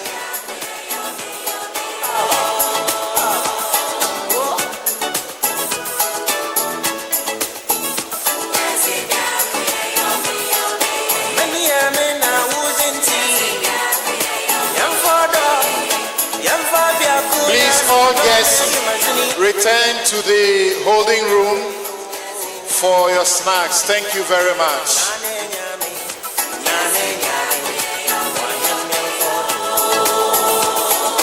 Please remember, don't go anywhere because we have the next session. It's an important session where we will interrogate the matters that have been raised and how we are going to effectively ensure to bring the promise that has been spoken about.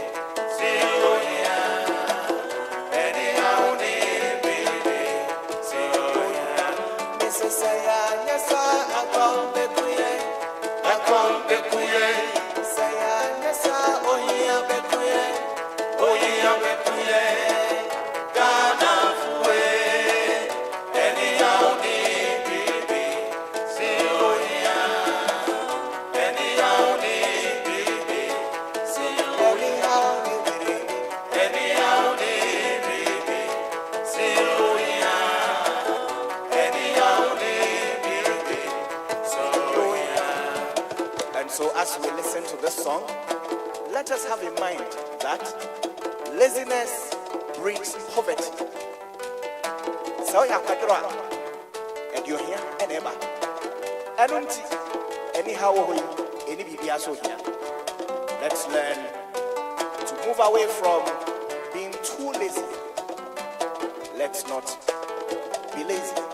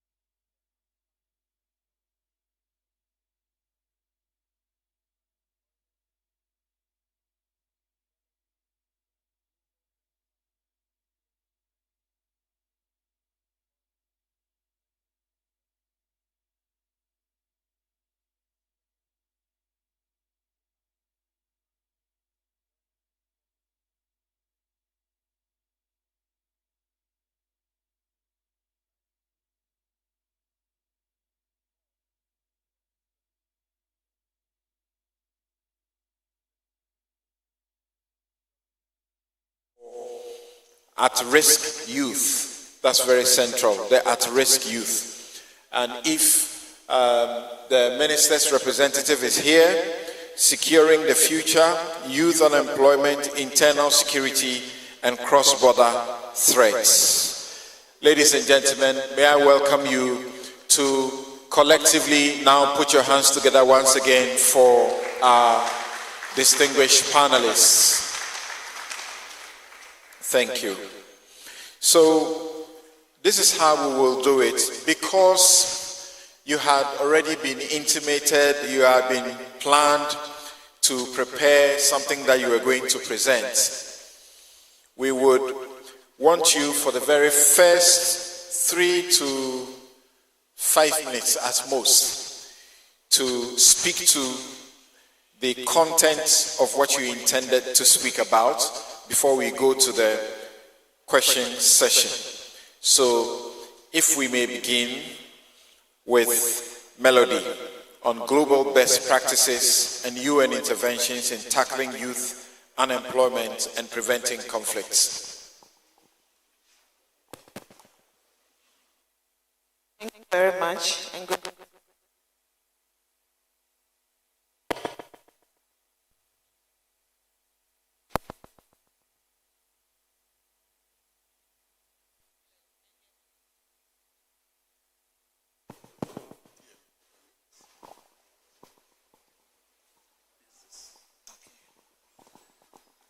Thank you. Good afternoon. I would like to stand on the existing protocols that were already established during the first session, and to also thank you for giving us the opportunity to share our work and what we do to support Ghana. So when I saw the topic about global best practices, I remember I was telling the focal person that we know best what we do in Ghana, but we'll try to seek more information from also our partners and colleagues in other countries as well. But not to belabor with the points, I think in the earlier sessions there was already the mention of the statistics, which is quite high, and also even the Ghana Statistical Service in terms of the 2010 population census, and then also the one that took place just a few years ago, talks about the increasing numbers of unemployment. And when we talk about the youth unemployment, we are just not looking at it in terms of youth as just one category, but also the importance of looking at it in terms of the different youth that we have. We have youth in urban areas, we have youth in rural areas. And even when you take youth, you are also looking at both male and female. And the number of youth female who are unemployed, the statistics usually are higher, and especially in the rural areas. And especially in the rural areas for younger women or youth females in particular. For the UN, whichever country we find ourselves, it's always about support to the state or to the country. So whatever initiatives or plans that the country has, the UN tries to support those plans to make sure that they come into fruition. And so we usually have a cooperation framework that is signed with governments. Now, going back to the main issue of unemployment and what best practices are available, especially from our end. One of the key approaches that we use is trying to understand the issue. We don't just go into communities to just start implementing, because you know that there's unemployment across the country. But we try to build our work from evidence, understanding the issues. Even though you might have an issue of unemployment, in different communities. The issues might be similar, but there will be some differences that pertain to the communities. So one of our key approaches is research, trying to build evidence to provide us with the needed information. So an example, for instance, is we have projects where we started in 2023. And as part of those interventions, what we had to do was to go into the communities. There were about 13 communities in northern Ghana to really understand what are the causes of unemployment in these specific communities. What are the opportunities, for creating jobs? What are the interests of the young people? What is sustainable in some of these communities, so that informs the kind of support that we are also providing to them. One other area is, I think earlier on, that was also mentioned, that we try to look at is things that are viable and sustainable within the communities. So you need to look within your community first before you begin to look outside. And one key area, which is also a good practice across many of the countries that the UN covers, and especially for UNDP, has to do with support in terms of agriculture, supporting young people in the agricultural value chain. If you take, for instance, some of our communities in northern Ghana, where you realize that most of the people depend so much on agriculture, how do we promote the interests of young people? One of the challenges that we have always had is farming or even weeding was used as a punishment in most of our schools. And so people don't see it as a lucrative business. How do we change this narrative with our young people? Okay. Because for all of us... 5 minutes. Okay. Just one last point, yes. So agriculture is one of the areas that we try to look at, and then also support for financial investment using the VSLA model, that is the Village Savings and Loans model, for the young people. So together as a group, they can be able to raise the needed resources to finance their own businesses, and then to also support their individual interests as well. Thank you. Thank you. Please mute the mic and give it back to Father. You can use the one to your left, the mic to your left, and Prof will also use the mic to his left. It's already on and it's working. And so, Prof, the issue of stability through opportunity, strategic security investment in local economic development for at-risk youth. I'm sure everybody have their ears itching, the at-risk youth. What are your proposals? Well, thank you very much. Let me start the next. Let me do 2 things first before I come to the proposals. And I think the earlier speeches captured a couple of critical things that focuses on how at-risk youth emerge.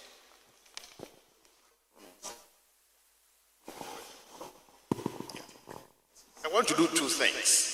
First, about how, responding to some of the earlier points, then I want to talk specifically about how at-risk youth emerge, and then what are the specific interventions that we can do to pull back from the brink. I think the first speaker spoke of commonalities, of exclusion, resentment, and despair, but also of dispossession. The state of Ghana is the biggest threat to the youth. The contestations around getting access to power results in creating a situation in which young people don't trust those in power. Unemployment is an existential threat to this country now. We don't know how to create jobs. We don't want to create jobs, because when we keep people poor and unemployed, we can manipulate, exploit, and spit them out like the kernel or the seed of a fruit. We like to lie to ourselves. That the first speaker spoke of silent emergencies disaffecting the drift of youth toward illicit economies. The illicit economies are driven by the elites, the powerful people. Galamsey is not done by the poor. Galamsey has become a conduit for the Ndrangheta mafia of Italy to launder dirty money from Europe by buying gold. It leads to illicit financial flows that supports organized criminal activities with very little access for the youth. But there are three things that bother me. If we look at the introduction to the National Security Strategy document, building strong, resilient society. If you talk about the Security and Intelligence Services Act, it talks about how we are going to pool all the information necessary to prevent the destruction of our society. If you read the Signals Act, it's about this bureau harnessing all the threats to pull together to give government the opportunity to respond. What has the Signals Bureau done? The money has been stolen. The money meant to ensure that youth did what they had to do and to create opportunities have been stolen. So when the elites come preaching youth intervention schemes, as my brother said, the youth pull back and say, what do you mean?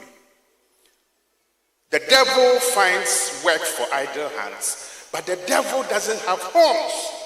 These are devils in beautiful suits, elegant dresses, whose mouth is sweet. They know how to lie. They know how to fabricate stories. They know how to use the youth. What happened on Friday is the work of the Ghanaian version of the devil. And that is what we need to be aware of. But our education system is bogus. It doesn't train people for anything. I've run a master's program for 15 years at the Kofi Annan Center. I'm no more the director. But we are getting people with first classes who can barely read and write and scribble 2 sentences together. So the biggest threat is that we don't want to look into the mirror and tell ourselves we have thick lips, flat noses, beautiful teeth, dark faces. So this is what I intend to do. Tell us about the reality, how we can do this, just in 2 minutes, of who we are and what we focus on. We are not interested, and Melody knows this, on characterized as constructive social incentives. How do we identify what binds us together as Ghanaians that creates a sense of Ghanaianness in which the youth can learn from and say, we want to do this, we don't want to be part of this. And let me also say this, let nobody lie to us. No violent extremist group is coming to attack this country. It is cheap talk. We are being told stories that don't exist and are not true. Greatest threat, the unemployment. The greatest threat is that Nkran and Abrewa are out there. The greatest threat, Accra $100 power is there. That on our way to Kumasi, the Galamsey site, my brother, the military officer, it cannot and it must not be possible that these things should happen. So jobs, but realistic jobs. Finally, in 2020, when Melody made us do some work for her, our core recommendation was very simple. If you want the youth to have hope, let's invest in little things that they understand, that they can manage. For the North, it's all year-round vegetable farming. Cooperatives that will buy the crops, creating livelihoods and creating wealth. But our leaders don't like that because they cannot tell the donors to give them $200 million. This is something that will cost a couple of thousands. One penny. Good seeds, good fertilizer, big knowledge from agric extension officers, and no terrorist will tell these youth to destroy their farms. They won't do it to destroy their house. And my brother there knows this. Thank you. Hands-on, practical, commonsensical. That is the way forward. Thank you. So, coincidentally, interestingly, Melody ends her preliminary presentation on the matters of agriculture and how even women are disadvantaged and how that is a potential place where we can avert the risk that we face, the security risk that we face as a result of the mass unemployment. And then Professor Kwesi Eni, after telling us what we know, but we play the ostrich, I think that's the word he uses. We play the ostrich about the Galamsey. It's led by the elites. It's not the people who are doing by day and getting paid pittance every day. And he says that the state of Ghana is at risk. And guess how he concludes? He concludes on the potential of agriculture as a constructive social incentive. We want to welcome the Deputy Minister for the Interior, Ebenezer Oklete Telabi. Thank you very much for making time to join us. So shortly he will also open by speaking to us about how to secure the future, youth employment, internal security, and cross-border threats. But before he does that, let's see how what we can do with the untapped potential of the faith-based organizations in addressing youth unemployment. Reverend Father Clement. Thank you very much. I work on issues related to violent extremism and terrorism in the 5 northern regions of Ghana in a project called Peace Protect. So the youth unemployment is a very realistic security threat. And if violent extremism is going to hit us, it's going to be domestic violent extremism. And it will come from land, chieftaincy, and other political disturbances that youth are mobilized. So it's real. The second problem is, given the work that I do, from Widana in Boku West to Bolinga in the Upper West region to Dollar Power in the Savannah region, when you see the young people who are doing the treacherous work, going down into those mines, added to all the soft drinks and medications they are taking, if we don't do something in the next 10, 15 years, young people the ages of 15 to 35 will be wiped out. So the unemployment security risk is a reality. The positive side of it is that I've just started learning AI, and it's just fantastic. I can operate anybody who has a hernia here using AI. And our young people are computer literate. So we have an opening there. Why is it an untapped potential for faith-based organizations? Sunday morning, when I get back to Damango Diocese, I'll be sitting in a very remote area. The Catholic Church is ubiquitous. Religious, faith-based organizations are everywhere in Ghana. They have the moral clout. They have the institutional cover. They have social capital. How are we using this for our youth? The Bishops' Conference used to have a solid youth program.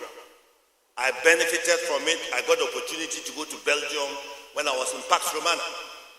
Today, what is happening to our youth programs? And so, faith-based organizations, if we want to save this country, we have to go back. There's so much potential. Just look at our infrastructure alone, schools, social centers. How are we using? What are some of the possibilities for us? Faith-driven entrepreneurship hubs. I engage a lot of young people in what I call entrepreneurship for peace. All the young people who come to me, they start by saying, if I have money, I'll do this. Then I tell them wrong. Tell me what you want to do. Convince me that it's a good idea, and I will ask you how much. At that point, I will provide the money. So the youth need orientation. They need training in entrepreneurial skills. Any young person you ask, he says, I want to go to immigration. I don't know why immigration. Immigration, customs, police, fire service. The problem is that government is not a business entity. Government can only employ a limited number of people. You don't produce anything, so how can you employ? So entrepreneurial skills mean that we as faith-based organizations will have to begin to engage the youth. I like the statement, not to be employed, but to provide, to create jobs and employ other young people. And we can do this. Low-hanging fruits, non-timber forest products, so many things that we can do. But for the faith-based organizations to be able to do this, they have to change their mentality. Spirituality and money are not opposed to each other. Most of the time, we are writing projects. We are appealing to rich people. If money was that bad, if riches were that bad, why are they funding our projects? And what are we doing? Number one, we have to change our mentality from the project approach to an organizational approach. We miss out on a lot of money because our financial systems are not in place. We are sitting down with property we cannot manage. How are we leveraging this property for loans? Take your cathedral and go and take a loan. If they want, they should come and take the cathedral and go. And invest in young people to create jobs. Our changing we have to change our thinking. Imagine the president of the Ghana Bishops Conference comes out with statistics that show that the church puts 70% of its money in Stanbic Bank. And you go to Stanbic Bank and say, the Catholic Church puts 70% of its money in your bank. What are you going to do for us? Or else tomorrow we move all that money. Come and see how they'll run after you. So we have the human resource. We have the rich. We just have to change mentality and to know that spirituality and wealth are not opposed, and that we have more than enough resources in this country to be able to move forward. Finally, we have to think big. We have to think big. Sometimes these organizations are happy to get $50,000. I used to struggle with my bishop over $20,000. I went to Tamale to manage an EU project, and I started with $2 million for 2 years. At the end of the 2 years, I got $5 million for 18 months. Bishop, can you imagine what you can do with $1 million in your diocese in 1 year? So let's begin to think big. And I think that if we begin to engage our young people, especially in ICT, we can make a way. And Thank you. don't rely on government. You can do it. But our advocacy demands that we challenge the government institutions. Why can't the district assembly give money to the Catholic Church or to the Islamic organization for youth entrepreneurial skills? Let's be upfront and let's not be shy, because until the 1980s, for most of us in northern Ghana, the Catholic Church, the religious bodies were our government. Thank you very much. Great ideas. Great ideas. Thank you, Reverend Father. And sometimes I wonder if you don't seem to ever get tired. I have met you in several fora by the NCC. They have used you to speak on this subject. We have heard the national security talk to us about these matters. And you continue to give the implementable, doable solutions. So I'll come back to you to find out what you think is the missing link. Because it's not as if we don't know what the solutions are. Now, Honorable Deputy Minister, in your absence, the Minister for Defense committed to this project and also made us aware that his ministry was going to recruit, I think about 12,000 or so in the next 3 years or so. If you look at the unemployment situation, that number pales into insignificance. Dr. Anthony Ba here gave us the keynotes and took us through some of the statistics as churned out by the Statistical Service. If we have 1.2 plus million who are not educated and who are not in employment between the ages of 15 and 24, that is a present danger. So, Reverend spoke about domestic extremism. When we talk about extremism all the time, we are looking at somewhere else. What are you looking at? The future. Well, thank you very much. Thank you very much. Let me commend the organizers of this forum. I was deep in a meeting when I was called to join, and what attracted me was the Sahel Peace Initiative. I just came back from Lomé, where this issue is on a banner, and there are 4 countries.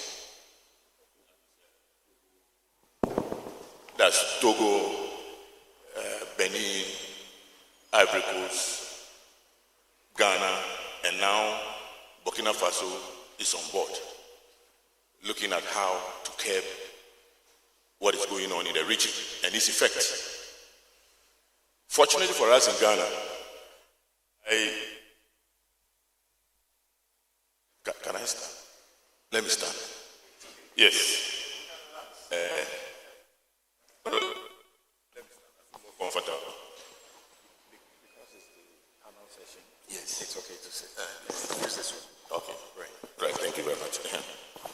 So, as I was saying, for us in Ghana, I would like to say that fortunately, there's a semblance of peace, apart from pockets of chieftaincy issues that we have in the country, and once a while, when it is getting to elections, where, as Dr. Prof said, the devil will always find work for the idle hand. And we get people recruited to do what they do because most of them are unemployed. And the fact is, how do we solve this problem? I've listened to a lot, but there's a certain fundamental issue. Let me first assure all of us that insofar as you are concerned, what it takes to protect us as Ghanaians is available. We have the men, we have what it takes, the policies are in place. The other thing is joblessness, which is, causing a lot of problems. It is making available the young, which are used by people with various, interests. And reference what happened recently on Friday. I believe that those young guys that we saw on our TVs, I'm sure if they were engaged in doing something profitable, the world didn't have been found, doing what they did. But because they are available, and I believe that people have intentionally cultivated such characters, they use them as a win. Today, as we speak, if you listen to the issues that come to us every day, sometimes I wonder how people get courage to take over properties of others because they have what it takes to buy all manner of weapons for young guys. Recently, I saw some footage from the north. In fact, I've been a deputy minister for defense and now interior. I've had the opportunity to look at their magazines, to visit the magazines and everything. But there were some guns that young guys were wielding that I saw on TV that I've never seen before. And I called one of the soldiers to find out. I said, look, some of these guns are very common. How do they get them into our country? The gentleman who was wielding that gun, I'm sure if you give him 1,000 cedis, that gun will not be the first option. But there's somebody who is prepared to, finance that because of his interest. When you come to Greater Accra, it's the same thing about land. How come people take possession of lands? When you go to Chad, when you go around, people, the rightful owners do not even have access. When you hear the names that own land in certain areas in Greater Accra, you wonder how they got those lands. And some of them are taken by force, but they have people who are supporting them. And those guys, they get those guys to do what they do because they are idle. How do we solve the unemployment problem in this country? And as I said, there is a fundamental problem. How, what is unemployment so far as we are concerned in this country? And what are jobs? Because as you said, today everybody wants to join the Ghana police. They want to join immigration. And the immigration too, when they come, they want to be at the airport. They want to be at the airport, they'll tell you. These days, it's national security. I want to be, you see police officers trained, they'll come to you. Sir, I want you to move me from my unit to national security. What is there? What is there? Because people go in the name of national security to do a lot of things. They grab land here, so national security people came around and they've taken over this and that. But most of them are not even known to the system. But people are pushing them and they are taking advantage of it. As I said earlier, the fundamental issue is that I went to Sahel. I went to middle school. I finished middle school before I went to secondary school. When I finished middle school, the only letter I could write that I was an expert in is to write an application to the post office or to the postmaster or to the secondary school as a messenger. As a messenger. In fact, it goes to tell you how, our upbringing and the kind of educational system that we inherited from our colonial masters. It's also part of the problem. Everybody wants to get a white-collar job. No creativity. I was telling a panel in Lome that creativity is not taught. Nobody will teach you innovation, but you'll be given systems, you'll be given, processes. You'll be taking two processes that can lead to innovation and creativity. Do we still find that? Can we find that in our educational system now?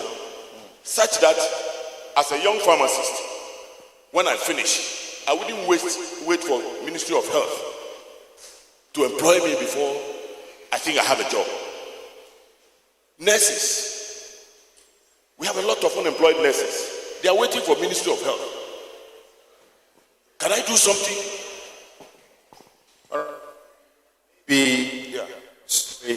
Your story may have been a little. Remember, as far back as 2005, 6 thereabout, you were a lecturer at the KMUST. I remember hosting you. Yes. So you empowered yourself in such a way that you did not become one of the statistics we're talking about today. What is the missing link? Why is it that the situation doesn't seem to improve over these years? Very well. Thank you very much.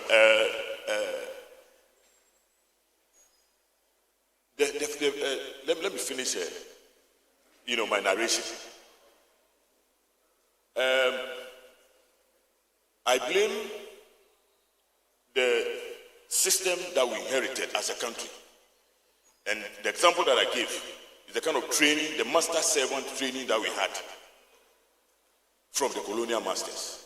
The fact that the average Ghanaian believes that he cannot do anything for himself, but somebody must do it for him. The fact that we always expect government to do everything for us. And nothing else. Myself, before I became a lecturer at KMUST, I was working at the Center for Research in Human Medicine, CSI, before I joined the university. In fact, when I joined the university at the time, because I had just come from industry, my approach and everything was different. I even had problems with the curriculum. I have problems with my head of department because I believe that the way we go about training our students has not been very helpful. And trust me, I left the University of Ghana because before I started appreciating some of the things that we were even taught. There are a lot of things that we were taught that I have never put in practice, and we have never used them. And I think that it is because of what we have inherited and the fact that we seem to be comfortable with that, because at any point in time, you can always put political pressure on government to do what is unthinkable. How much of a threat is the unemployment situation in Ghana as a security threat? And what's the plan from where you sit? Thank you very much. The threat is real, and I'm happy it is not from anywhere, it is from within. Once you can get young guys, able-bodied persons, and then get them to do what we saw last Friday, and other ones that we have seen, it means that we are sitting on a time bomb. We need to get these people to work. How do we get them to work? The very people that you want to get to work, do they really appreciate what you are doing for them? Are they ready? For us in politics, sometimes we see a lot. You sit in your office, somebody enters your office, a young person brings all the credentials, and then you tell him, oh, you can do A, B, C, D. As I said, they come with options because of their taste, because of what they want to do. I have taught in the university for 22 years. I've been in politics, how many years now? 14, 16 years. Maybe I have some small house and a small car that I'm using. That gentleman who I taught at KNUST believed that once he's out of the university, he must acquire this and that, whatever means. So even if that person gets an opportunity, the first thing is about looking for money to buy a car. And therefore we'll do everything. If he can get one or two persons, organize them, get to Charlie, grab some land by force, sell it for $200,000. get to Tema or Abosokai, get some used car. And normally they don't even register the vehicles. They drive them around and they become the center of attraction for the other young ones. They become the center of attraction for the other young guys. And that is the reason why when they come to you, they want to be at the airport because they have seen somebody work at the airport for 2 years and the person has all that it takes. You know, as you know in our local, whatever, he's a big man in quotes. So these are the driving, forces, which is creating problems for us in this country. Okay. And it is real. All right. Take a little pause for us. I'm back to Melody. We heard Sewa speak to us, and she said that what they are seeking is not like freebies. They are seeking a partnership. If they are offered the jobs, they will work. From the Deputy Minister's presentation, there are people who believe that we have a youth who are lazy in the first place and who have a certain taste, for which reason they don't want to start small. How much is that part of the problem? And how else should he be looking at it from where he sits as a policy maker?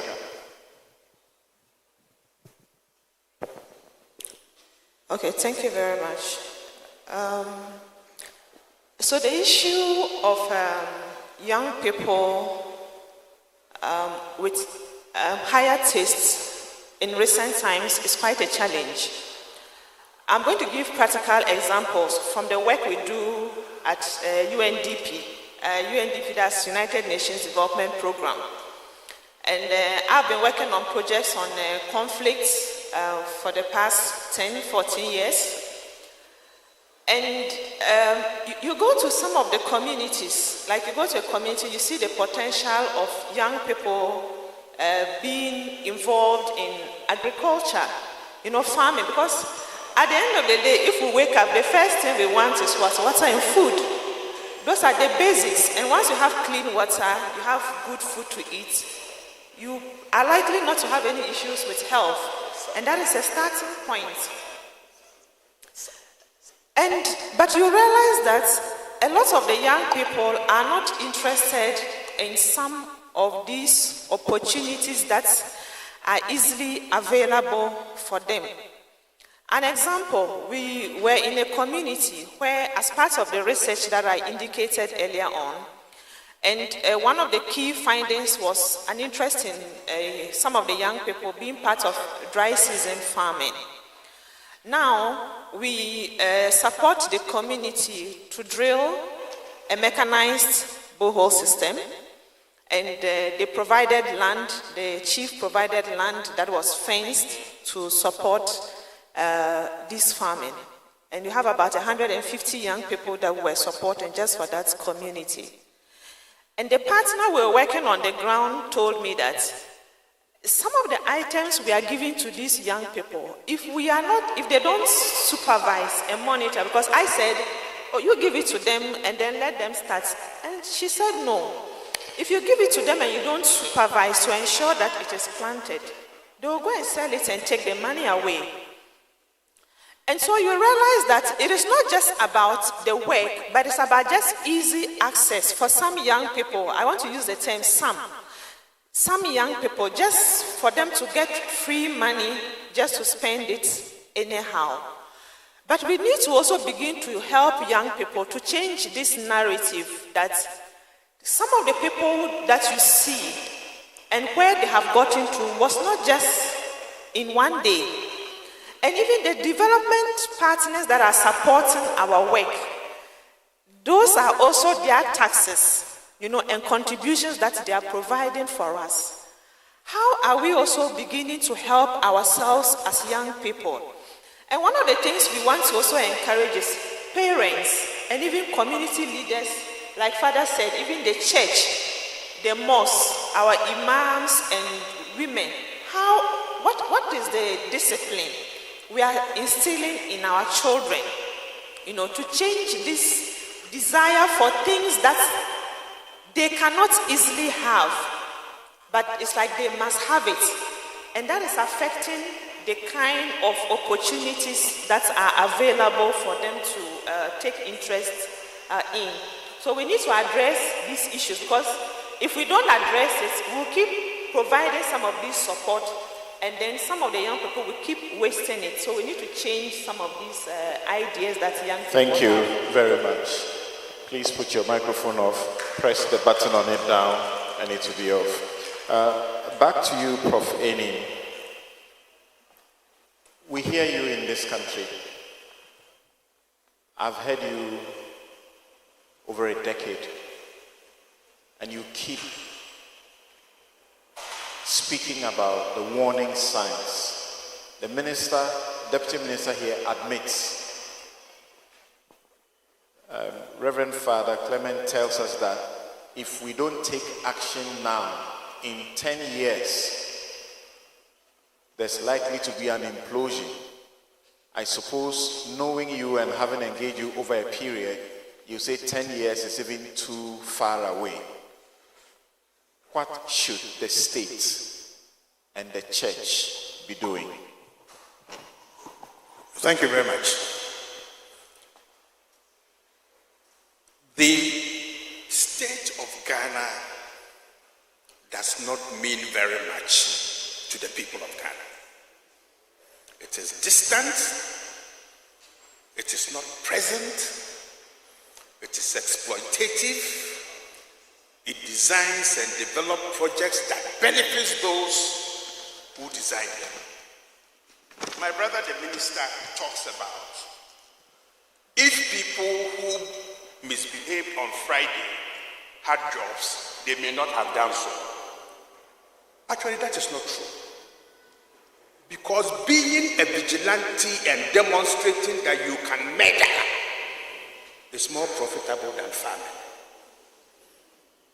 If you go to Scandinavia, the main phrase is that the smell of manure is the smell of wealth. Samson, I have a ranch. When I'm not talking to you on Newsfile, I am digging manure and washing the urine of my cattle from their pens. And there's more money in that stinking manure than I get from the meat and the milk. Now, the issue is, can we mentor young people?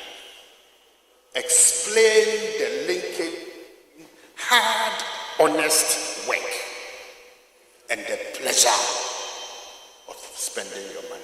The minister says, what is at national security? Minister, what is at national security? Is that we use that name to intimidate, to extort, to abuse people, and to create this toxic culture that I will deal with you. Do you know who I am? That is what national security represents for us. Okay?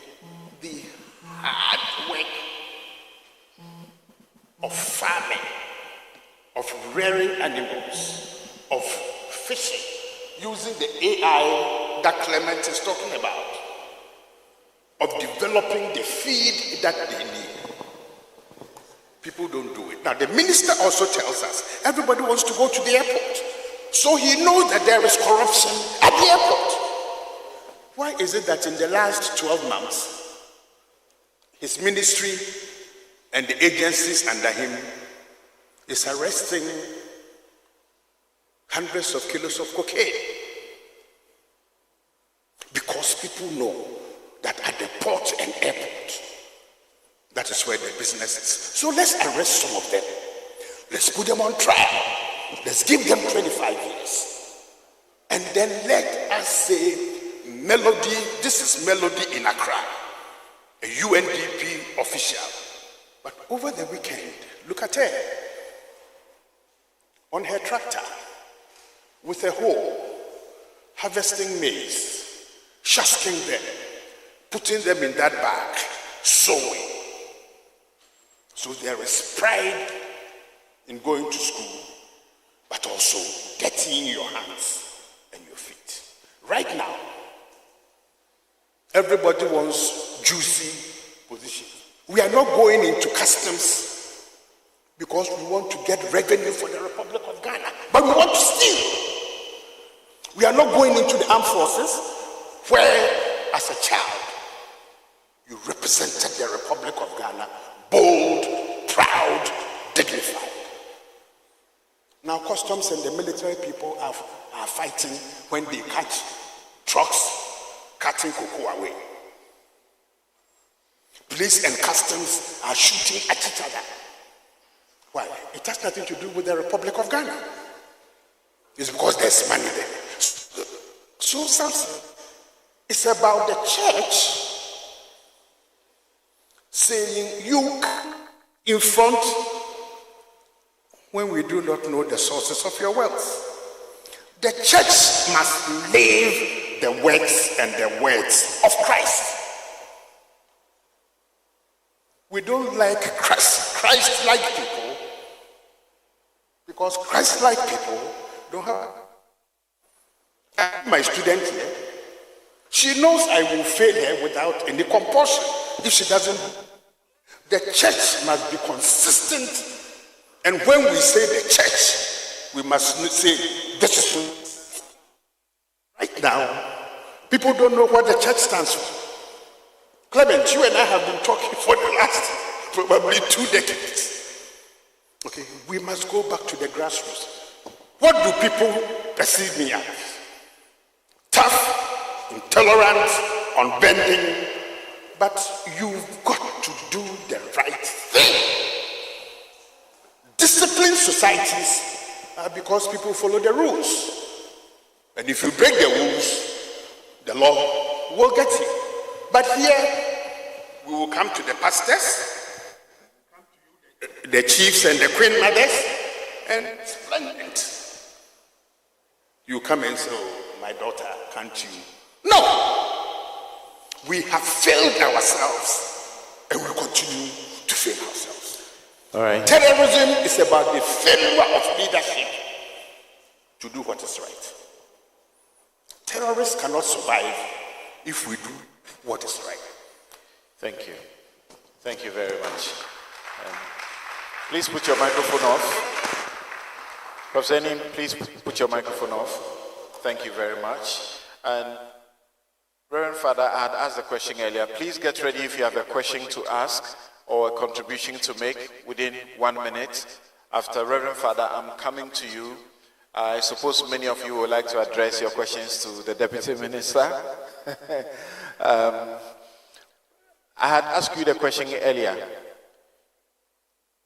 You know these things. Policymakers know the solutions. You have spoken about the solutions for years now. I remember our last 2 encounters at least under the auspices of the NCCE. You have drummed these things over and again. What's the missing link? What's happening?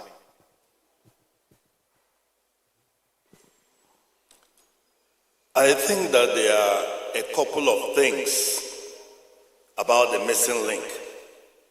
We have talked about education. I like to practicalize things. I'm supporting a young girl in school. She comes to me, she has failed in mathematics. So I look at her and I said, 5 divided by 8. And she couldn't answer. Then I said, I have 5 oranges for 8 people. Without blinking an eye, says, Father, you have to cut. So it's not that she's not intelligent, but the categories we are using to teach, she doesn't get it. That's number one. Most of the people we train, when they come out, they are not trained in critical thinking. They are not trained in problem solving. A medical doctor stood at Datoili from 9 o'clock in the morning till 4 o'clock. He had actually messaged to Kumasi to get a new engine for his RAV4. A mechanic came and discovered that he had short petrol. But the needle was reading quarter. Are you getting it? My father forced me to go to a mechanic workshop. The old Peugeot 404, I can drop the engine and fix it. And he was assistant headmaster of Bisco. I smell engine oil for 2 years. But then it teaches you how to think critically. That's the first, our educational system. The second is the fast money pressure. You see, you start a garden, that's nice. And your mother tells you, you are doing gardening and doing tomatoes. Look at your sister who went to Galamsey for 3 months. She has built a house for her mother. Next year, you too, you will go to Galamsey. And again, that is where the faith-based organizations come in. We have to engage the young people. The Catholic social teachings talk about decent work. And these young people are not stupid. There are some of them, they are finished. And who is not finished?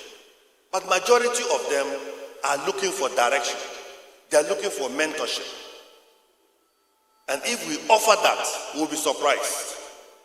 Number 3, business is not something you start today and then tomorrow you become rich. A lot of the rich people are living on generational wealth. My grandfather, Alfred Mbayang, didn't leave anything. My father, when he retired, if you go to the bus station and the bus was full, he could have entered with his entire property to go back to Nando. But if you leave something for your children's children, they build on it. But many of us think that you start a business today and tomorrow you make it. Again, this is where the faith-based organizations come up. Patient money. Patient money. It's only in the West African sub-region in Africa that if you're a poultry farmer, you have to know how to take care of the fowls, and when they're ready for sale, you have a problem with that. If you go to the US, you know how to take care of chicken, we deliver the chicken, we deliver the feed. Your duty is to clean and feed them till they are ready. We'll come and collect everything and give you the money. So can we begin to develop this system? If we take the Christians and the Muslims, if we are intentional, we can develop a system of trade among us that can move us fast up. So what is the solution? Can we be intentional and begin to think like business people? Imagine in every church, in every faith community, whether Sunday or Friday, there is a form of collecting money, not in the collection, but in savings. TASOC is a credit union in Tamale. They have so much money, they are looking for people to come and borrow.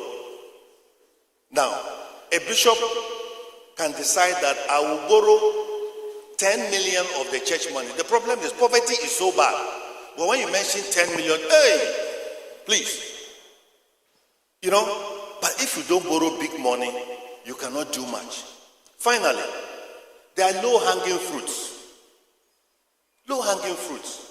I told a group of young people, pick cassava peels and dry them. Father, you two, you like crazy things. What are we going to do with cassava? And they were picking it for free. They took the pictures, sent them to me. Oh, I put them on my Facebook page. 2 weeks, I got a call. Somebody ordered 100 bags of cassava peels. If I could deliver them to work. I called my boys, how many bags of cassava peels do you have? 25. Now, if you go to Damango, you have to pay to buy cassava peels. You know, there's so much. Father David is looking at me. Me, when I meet young people, I tell them, look at me, I have a PhD. I sell dawa dawa. And you see, today with Facebook, you go to Yendi, 100 tubers of yam, 100 Ghana. They can't find buyer. You come to Accra here, 4 tubers of yam, 100 Ghana. There's something with our logistics. Okay. Thank you very much. The Deputy Minister has his hand up, but Honorable, just hold on briefly for me. Please put your hand up if you have a question, you have a contribution, and as much as possible, do it under 1 minute. Let's begin with the respected Francis Poku. Good morning, Reverend Fathers. Good morning, my brothers and sisters. I can understand why Professor Enin is screaming, because he said these things so often that he is almost fed up. So, Professor Ni, we all share your concerns. Let me go through my memory lane to share with you some of my experiences. Yes, faith groups do work. In 2002, we were faced with Boko Haram in this country. The same group that were working in Nigeria. So we went to the mosque and spoke to the imams, and they solved the problem. They stopped Boko Haram from gaining foot in this country. So let's be practical. And that's a message to our people. I like to hear of constitutional reviews, but unless there is integrity of purpose, we will never get anywhere. Constitution and laws cannot transform a country. What can form a country is determination to share in the idea of common good. We really don't believe in it. And in fact, I had a few researches done, and I realized that when I took over national security, we're collecting 30% of our potential revenue. 30%.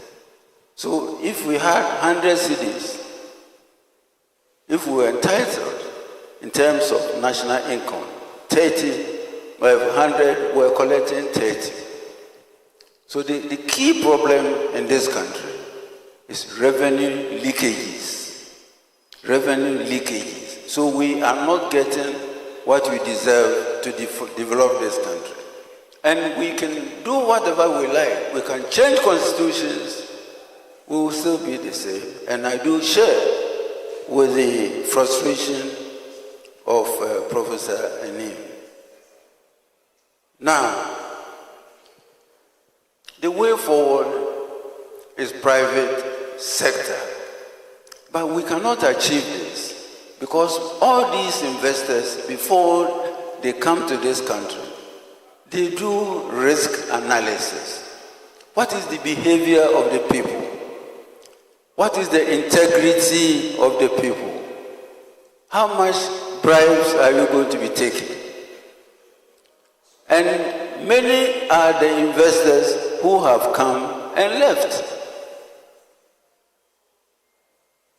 For the first time in this country, I don't know if you heard it, crops are being stolen from the farms.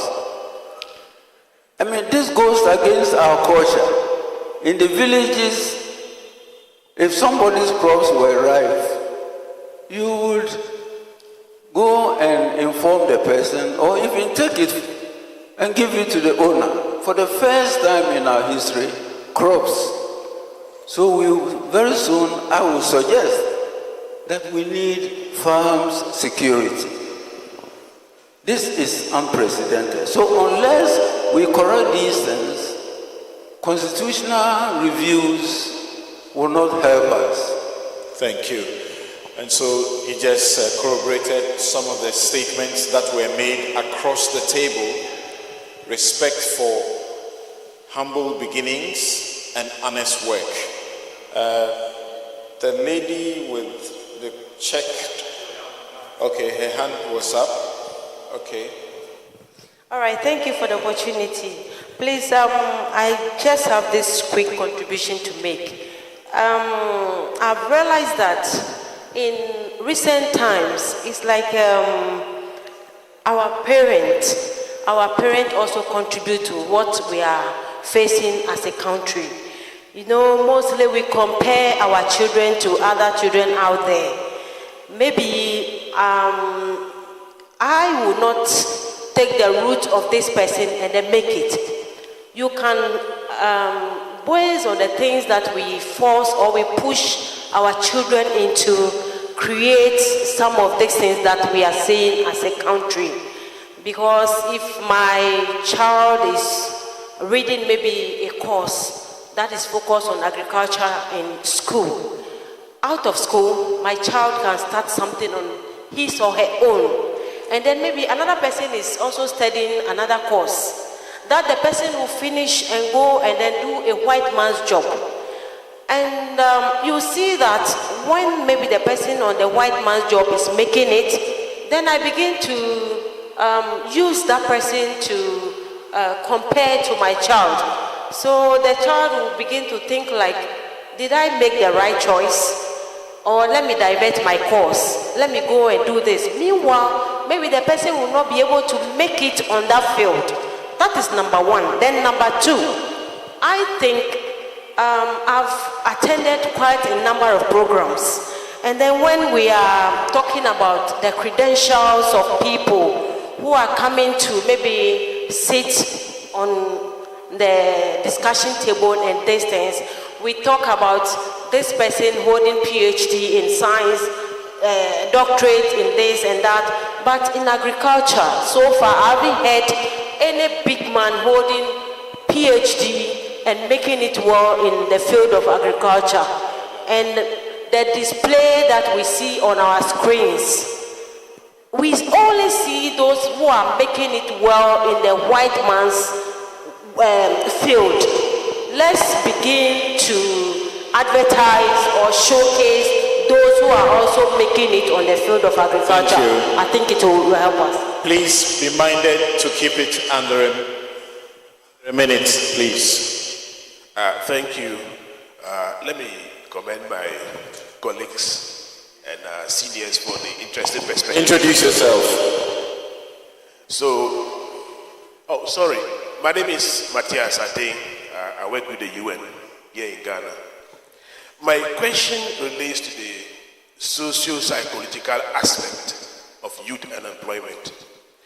The conversation has largely been the political and the economic dimensions. But we do know that if you look at the psychological aspect, it's important. Areas in terms of the cognitive skills and the soft skills. So my question is, how relevant are these to addressing youth unemployment? And what role can the state, faith groups, international development partners, and researchers do to enhance these skills among young people? Thank you.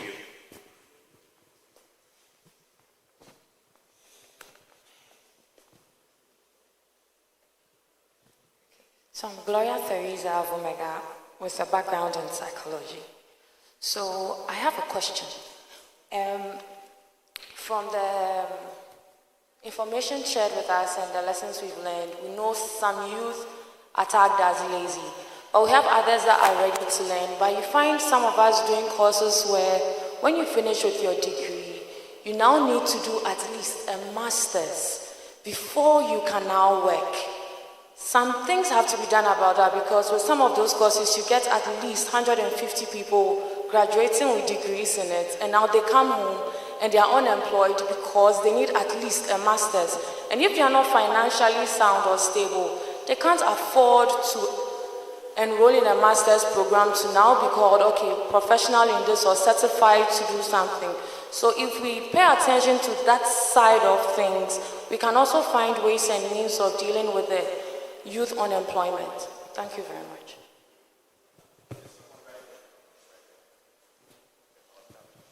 Thank you very much. I think my name is Emmanuel Mante, and I'm from the Progressive People's Party. Right, yes, PPP. Right, I think the submissions, my problem is whose role it is. If it is the curriculum that is not producing the right people for jobs, whose role it is to develop a better curriculum so that we can have the youth who are, one, able to create the jobs that they want to create for themselves, two, are employable. And again, the youth we are talking about comes from a home. All of us, we are families, and they are our children. What role do we play in their lives? And what should they do so that this threat we are all talking about will come down, because we are all scared and it's a problem for all of us. So whose role it is?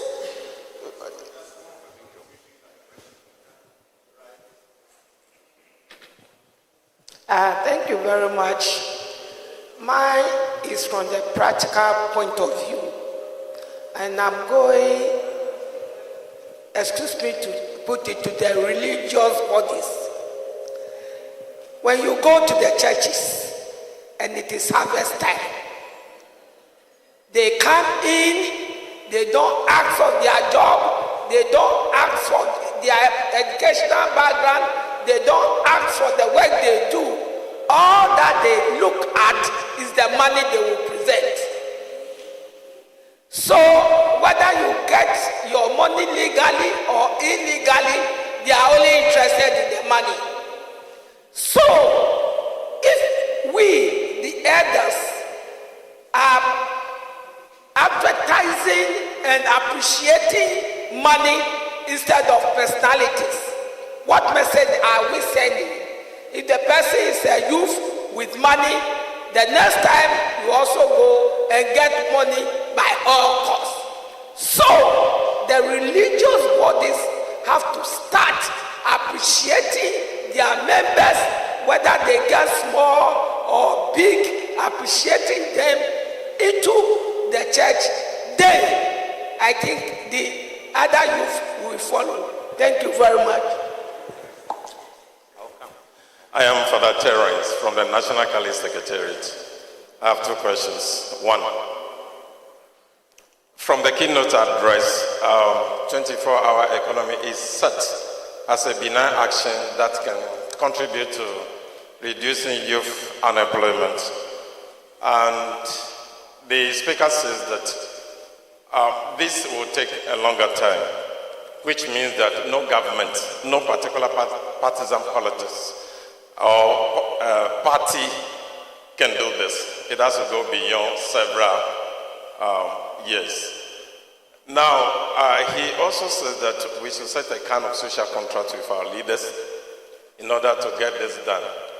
I want to ask the panelists, I don't know who to address the question to, but anyone who can attempt it.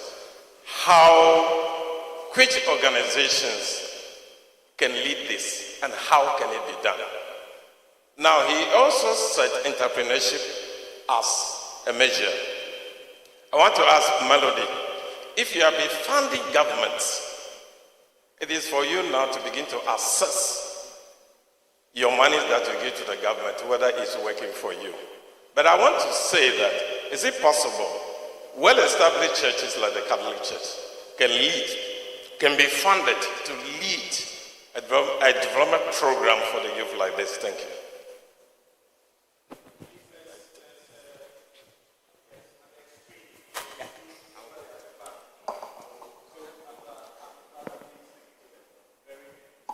Yeah, my name is Father Bo Mensa.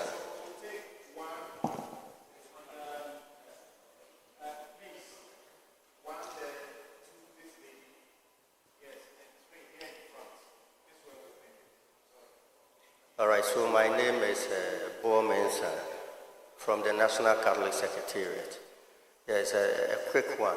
Mine has to do with the vicious cycle of unsustainable policy responses to youth unemployment. There has been a lot of policy responses to unemployment from the youth by various governments, and that led to the establishment of National Youth Employment Authority. Unfortunately, some of these policies are unsustained. They come and go, another government comes and goes. My question is, what is the effective way to sustain, maintain, and we need to be consistent with these policy responses? My name is Mudashir Raji. I'm from Ghana TV Service. I have the following suggestions.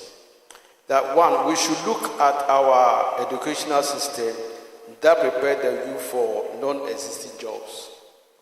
2, we should give attention to technical and vocational education training at the basic level so that our children at the basic level can be equipped with basic skills right from the basic level.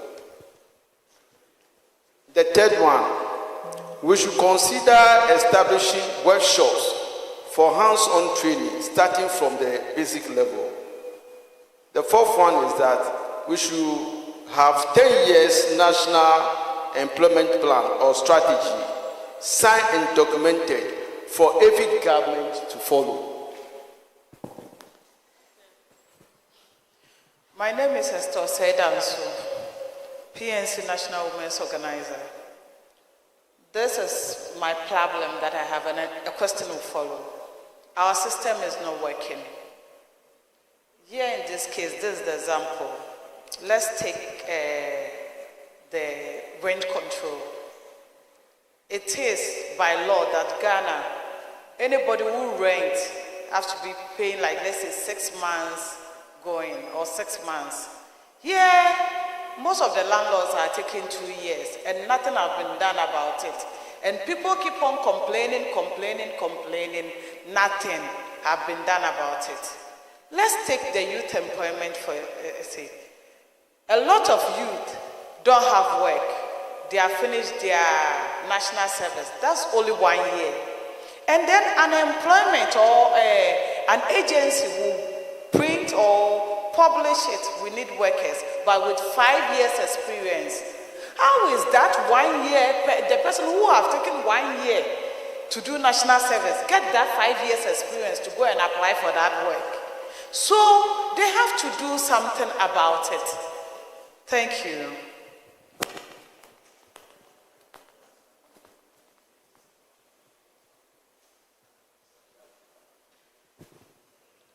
I'm Theodora Jonah, IDEG. Mine is a suggestion. We've talked about mentorship. I think forming cooperatives in the churches also will help. Because if you bring a few members together, they will have different ideas. Some may be in, if it's agricultural based, some can be in agri-processing, some will be in this.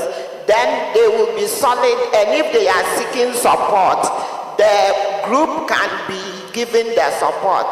Another thing also is that we should think of, Joy FM has this program where they said personality profile. We should think of bringing people up who have done something from the scratch and are developing. Let me give this example of the Deputy Minister for Agric this time. Honorable John Dumelo is an agric man on the Facebook. He has a lot of followers showing them how he started off. So if we bring these things up on even our national television for people to be looking at, and it may not be only in agric, with businesses and others, we will realize that the youth will have a shift in their thoughts and also see that there's the need to grow gradually than thinking of getting rich overnight. So that's my contribution. Thank you.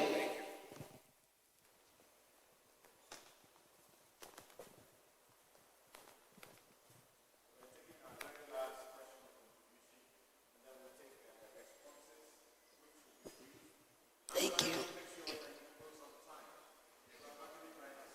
Thank you very much. My name is Na Obeye Dromo. Mine is a contribution. Talking about the youth, we always meet, we talk about them, then we go. You don't see anything, we don't see any action, we don't see anything. Now, my worry is the youth on drugs in this very country. I'm coming from Accra, Ododododo to be precise, so I know what I'm talking about. We have a place when you pass there, you cannot even stand. You see the youth from 13, 12 years, smoking life. Sometimes they will be having a health walk, and then you see the police, even the security men standing, and they will be smoking, drinking on the streets as if nothing. Nobody cares about them. So my worry is that who is responsible for this? What do we have to do in that society? What we are organizing programs, talking to them that drugs is no good. Last time I was at the program, yesterday I was at the program telling somebody that if we don't take time, our minister said 10 years, our youth will not even have anything. I said 2 years to come, we are doomed. Because the way the children are going is very serious. So my contribution is that we should all put our hands on deck and work on the children. What do we have to do? Please, our honorable members, tell us something, what we should do to save these children. Thank you very much. Please, a round of applause for yourselves. The questions and the passionate advocacy. The questions and the passionate advocacy. Thank you also very much. Now, you heard them, but if you didn't note some of the questions down, I'll start with the minister. What can the state do to partner the church and international development organizations to solve the youth unemployment problem? You can add to that another question about what you expect of the youth in reducing the problems that we are talking about, and then what are the effective ways to sustain the youth-centered policies? Thank you very much. To the youth, there's one thing that I would want to make it clear to all of us. We are living in times that are very, very different from when some of us, from what some of us came to meet. And we must brace ourselves for the changes that are happening. Let me take myself, for example. When I finished university, I was employed at the time to teach in the university with a first degree. Subsequently, second degree. Now, if you don't have a PhD, you cannot teach in the university. So we need to, if you think that you want to be a lecturer, then you must work your way towards that level. University education is supposed to provide you with, it's supposed to help develop you generally. Coming out of the university requires something extra for you to make the impact in whichever environment that you find yourself in. Unfortunately, we do not have too many good examples in this country. We don't have too many good examples. Growing up in my backyard, in my village, Udumasi Krobo, I know those who started, those who had very humble beginning and became wealthy, and anybody could tell how they became wealthy in the society. Can we have the same today? These days, we tout a lot of people, we give them all manner of names. Some universities invite them and give them titles. But if we bring them here to tell the youth or to guide the youth how they even got to where they are, they can't. They cannot. So there's some limitation. And unfortunately, because of the gap, we end up worshiping such persons without even getting anything from them. And they are our examples that the youth will always have to look up to. And it is one of the problems. And that's the reason why Mr. President will talk about Nkuko Nkitikiti, and knowledgeable persons will go on air and ridicule the whole thing. The president is talking about Nkuko Kitikiti and his children are whining and dining somewhere else. But I see the concept is not about the physical Nkuko Kitikiti. It signifies a humble beginning. Starting with low-hanging fruits. I have lived through a champion.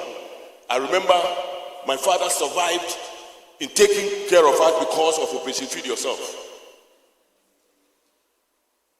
So, our youth, no, we the leaders must be good examples. There's something that everybody is running away from. Lifestyle audit. Lifestyle audit. And as I said, the so-called wealthy persons that we have in our communities, we all know the kind of business that they are involved in. We know. Even in the churches, we know that this gentleman, this is what he or she, this gentleman or lady, this is what he or she does for a living. Because some of the wealth cannot be explained. And if you have the young guys coming up and looking up to such persons, they will definitely opt for langardism rather than being, an attendant at a restaurant or whatever, like anything that a graduate in the US will do for a living. So the church must also take up. I said something recently that I will not attend a church that I'm older than. Of course, the Christian community must also do something. Sometimes I go to church and I have to disguise myself. So these days I go to evening programs. Because during the day when I get there, the politician has come. So they will load you with everything. How do I get the money? All right, thank you. Now, let's have Father Clement. A questioner was concerned about what Dr. Barr spoke about, that the 24-hour economy, it cannot be achieved within one tenure of a government. It has to be continued and sustained. So a questioner is asking whose responsibility it is, which organizations must ensure that it is continued. Someone also asked a question about continuity. How do we force it or compel it in the way that Dr. Barr was asking us to do? I would say that the Catholic Church and the Islamic community have longevity, or the Christian and the faith-based organizations, have been around for a long time. They will be around when political parties have gone, or some of them have even just fizzled out. So when these programs come up, how do we, void of the politics, pick that which is useful for the society and run with it? It's like a business. So if you're going to do a 24-hour economy, it means that you must be running certain businesses. So how do we develop that business spirit that allows us to bring our people along?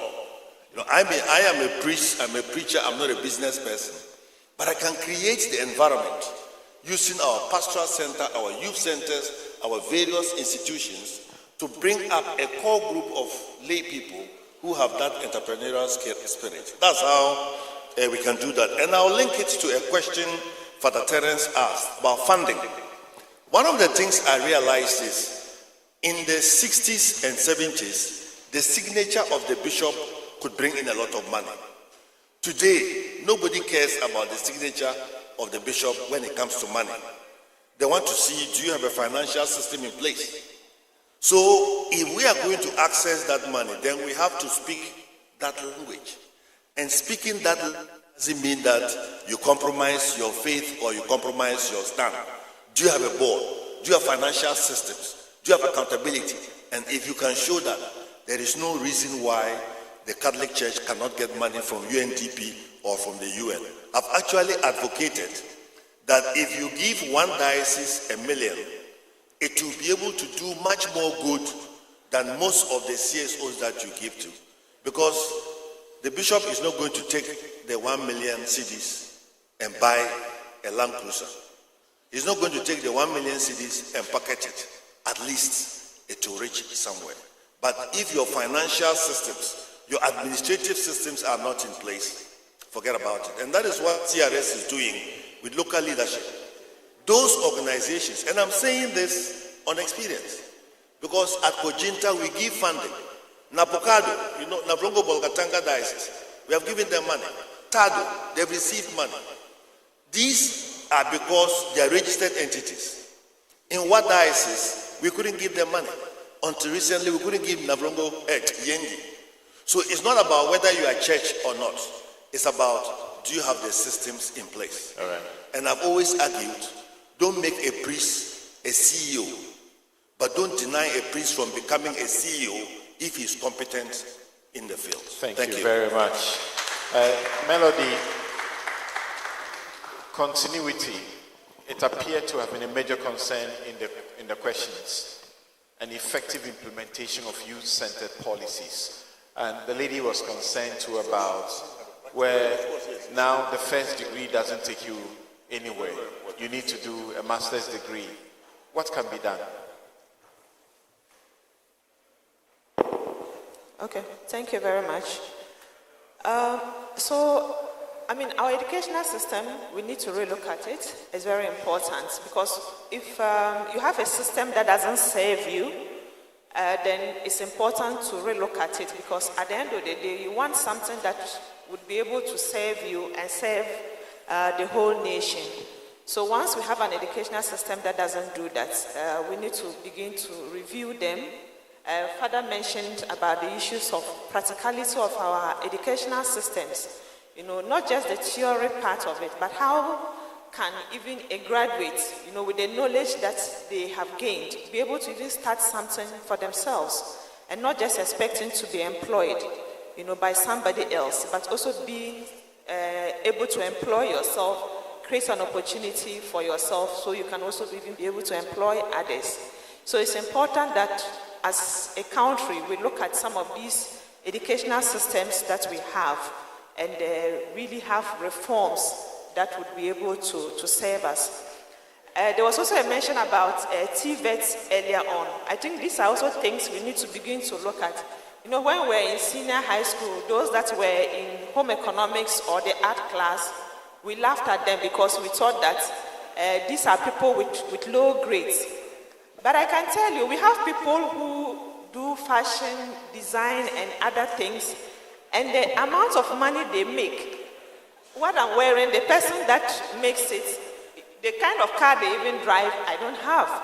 But it's because of the business that a person does. But every day I'm in the office, anyone would think that you are in the UN, probably you have more money. You see, we need to begin to change these narratives and even how we encourage our children in school. Like the Queen Mother said, how even as parents or even as a community, we encourage the people within the community or even the children is very important. Every job is important.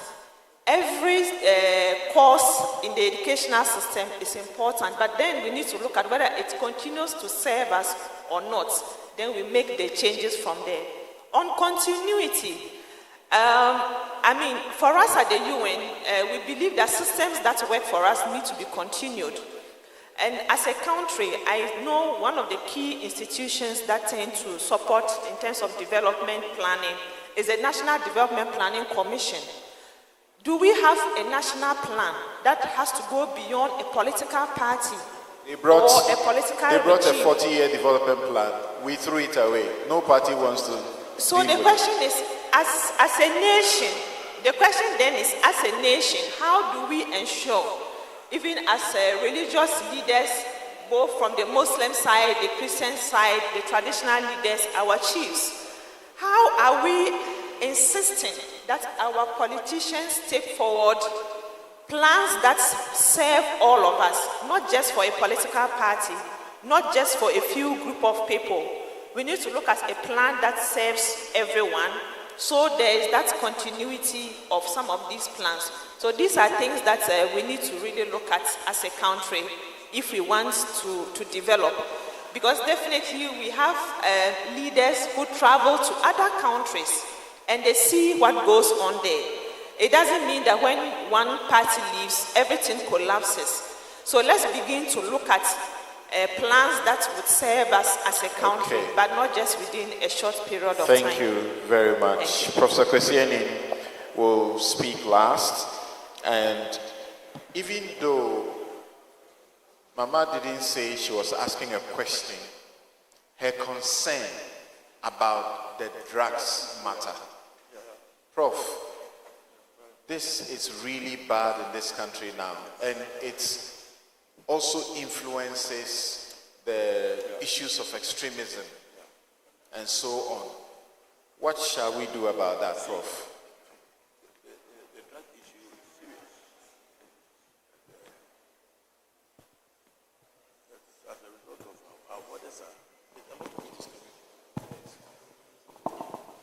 Okay, my Royal Highness, I would have wished to give you hope, but there's no hope. There is kush coming in. The cocaine is in abundance. If the minister tells you how much cocaine we are arrested, it will shock you. Tramadol is cheap, but in 2 years there will be something more dangerous, 10 times more dangerous than tramadol, and 5 times cheaper. That is fentanyl. It's already in Egypt, it's in Benin, and it will get here. It's here. It's here already. It is here already. So the unemployed youth are just going to get mad. The guns are available. 20 years ago, Melody and Co made me do some work. 500,000 guns unregistered. 10 years ago, 1.2 million unregistered. And Minister, now that you are here, we are trying to get the police to give us one officer to join us to do the stockpile management and to visit the armories. So if you can push it for us. But I can assure you, Royal Highness, that we are going to get not less than 3 million guns. Because having access to gun is good. You can use it to threaten people. You can use it to intimidate. And in 2027, 28, we will recruit people to fight for the elections because we will get access to power.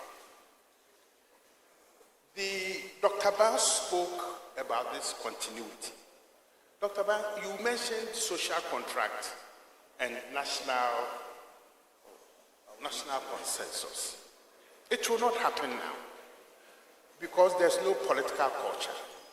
The quality of the political class is proportionally decreasing as the lack of principles, ethics, and integrity also rises within the political parties. So the nature of the language is such that there will never, for the next 10, 15 years, be national consensus. Because when I entered Legon in 1982, we were welcomed by the Historical Society of Ghana, by the Philosophical Society of Ghana. And Minister, you remember this. But now we are welcomed by TAIN and TESCOM. We are recognized by the welcomed by the Achime group. Okay, so we are not building the next generation of leaders who are driven by integrity and principle, of having a sense of Ghanaianness and the national interest. It's parochial, and as the minister said, the next thing is about buying a 4x4. Okay, so hard work, getting your hands dirty, agriculture, bringing the state back in to provide service. And there are no agri extension officers. So if you have a ranch, you have to train your manager to inject your animals. But corruption is also bringing in sick animals from Fadanguma in Burkina Faso. Okay, people want to go to customs and immigration, but that is where the money is. You bring in 2,000 cattle, they take 600. As to whether they are sick or not, they don't care. So that is where the challenge is. A new vision, a new narrative, a new leadership that says we are all invested in the enterprise called Ghana. Right. Mr. Francis Poku knows this. When he was National Security Coordinator, I used to talk about this.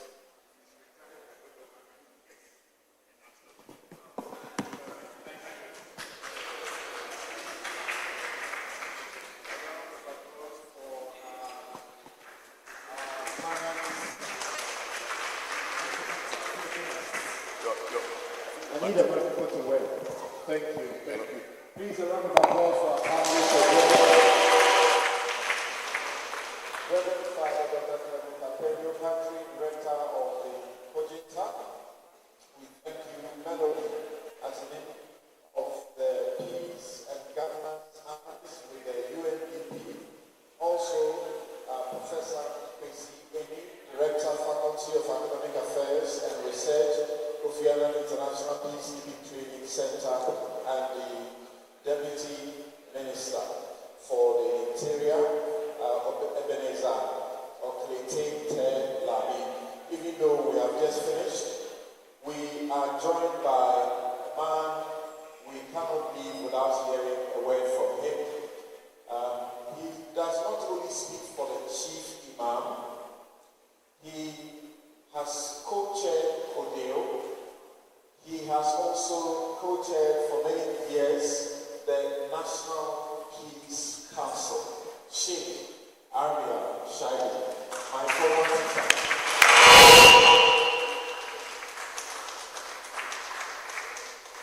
Thank you very much.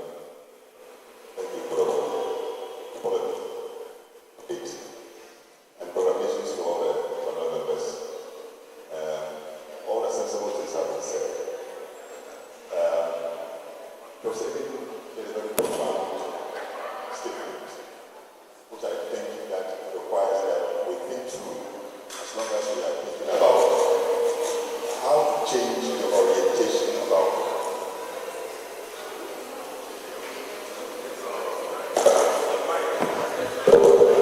if I got it, how do we get them to appreciate the nexus between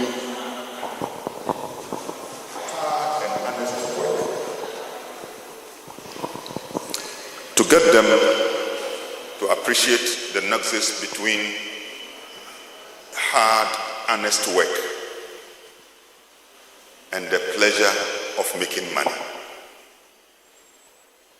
For me, this is very, very profound. But my challenge, how do we get them to change this orientation? Because we are at a time when they want to get money very quick.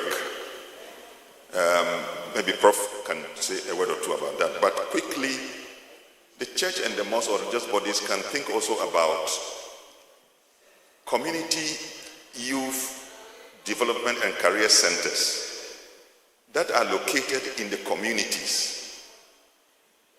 Getting people, young people who have been successful from the community to be in search. Because look at us here. All of us here are well placed. The young people here have something doing. They will not go and take a gun like the elections that happened. None of them here, I'm sure, will go and do that. But the bulk that we have left out, who are not part of this discussion, even to share with us the worry, anxiety, and the concern about the potential implosion which Professor Inin and all of you have spoken about. They are not part of that thing. And yet they form the bulk In fact, they are those that are used. The Gen Zs that we see in Kenya, in Nigeria, which we have not yet realized. And it must take a long-term approach. We cannot solve the problem today. So we must be as creative. I'm happy the Deputy Minister is here. We need to be as creative as possible.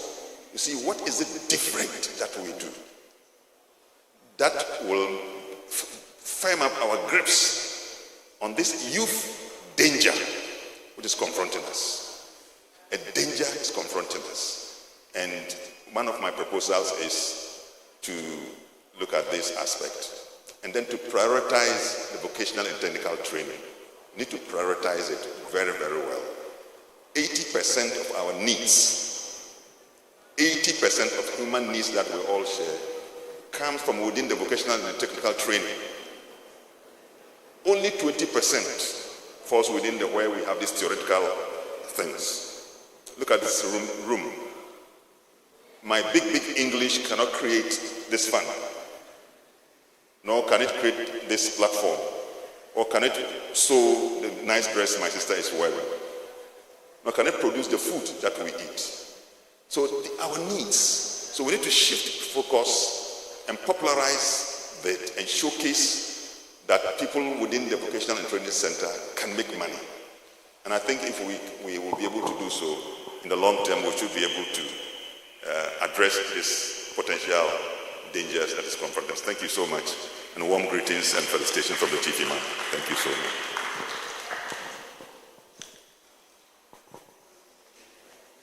You want me to say something? I thought you were calling for a microphone. Yes.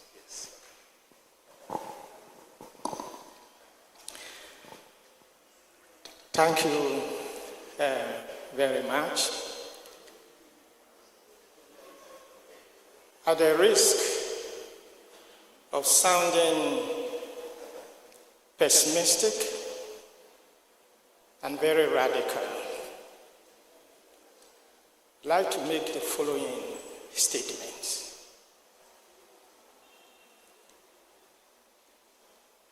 During the political campaign, the Ghana Catholic bishops invited to meet then candidate President Mahama and the MPP presidential candidate Bawumia. Includes those, plenary of the bishops. And one question we asked the candidates separately was, do you and our politicians really love Ghana? We asked them. Because these things that we are saying here, they are not things that are unknown to our political leadership. And if they are known to them, then they are not qualified to lead us. And if you come to lead us, why are you unable to mobilize the resources of the country to do something about these things? And apparently, things are getting worse and worse and worse.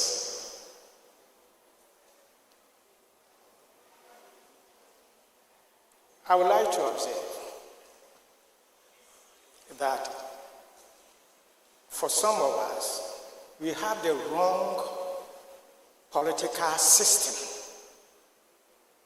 that is not working. The democratic system that we have is not working as it should to help the nation. If it were, things should have been gotten better after 32 years. What really do we have to show after 32 years? Significant things that we are really making progress. So first, the political architecture and the way democracy is being practiced has to be overhauled radically. And it's our hope that the constitutional review will really do something about that. Secondly, you see, whatever we do, we have to breed a new generation of Ghanaians. Because where we are now, we cannot straighten the people up. So we should go back to our schools. And this is where the political will should be. For the government to evolve a structure of education, a system of education from nursery, so that our desires, our values, and all of these things will start from the nursery. And within some time, we begin to feel the effects. If we don't do that, you keep defining the problems and describing them over and over, and not much will be done. Now, in this system of educational system, there should be values, not just technical training and this. But human beings need a manual to guide how they use the knowledge that they have. Moral training, civic education, love for country, honesty, respect. These things should be taught.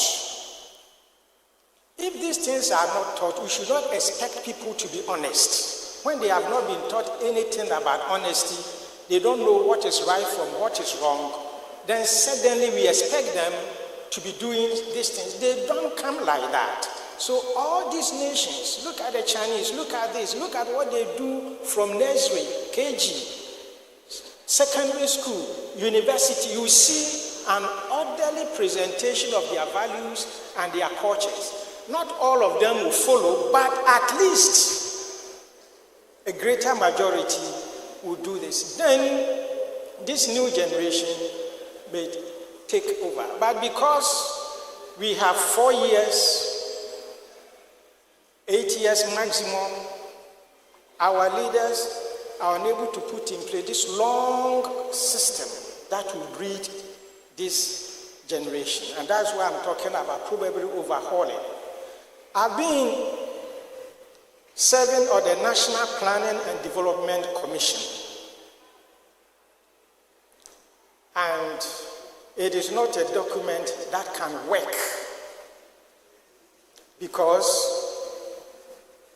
no political party is required to continue other things that others have begun. There is no contract like that. But if we keep each one bringing in something and throwing away other things, how do we make progress? I would like to stop here. But finally, people say the church, we talk, we see, you should know how the church comes in this. It lives in society. We meet the people only temporarily, short time in the church. We don't live with them.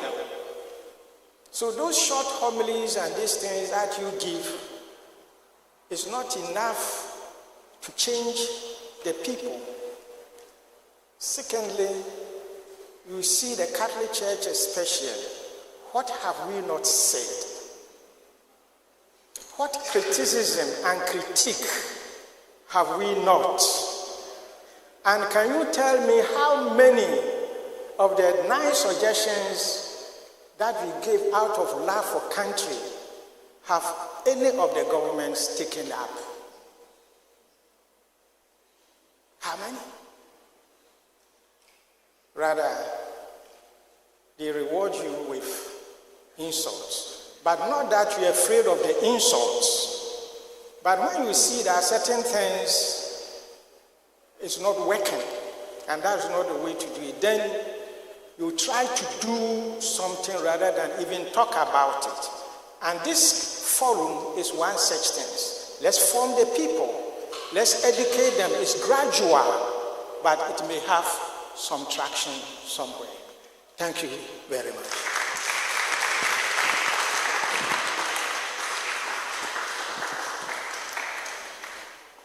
I suppose all of you could tell the measure of restraint in his voice. And as I thought about the things he said, I said, okay, we have a good case for the return of the mission schools. We need to start what has to be done because things are getting really bad. We had a proposal for the National Development Planning Commission's plan to be binding on successive governments.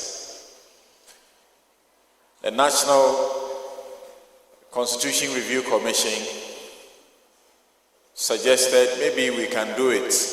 The politicians said no. So we must dictate that, right? The Constitution Review Committee is in place. So we insist that we want a plan that will be continued. Somebody comes and says, I want to do affordable housing. Then they sprinkle something there. They won't finish it. Another one comes. Instead of finishing that one, they too start a new one. All of it, our money, not their pocket money. Anyway, thank you very much. Once again, a round of applause for our panelists. Please, you may take your seats. You may resume your seats down. Thank you very much. Keep clapping until they take their seats.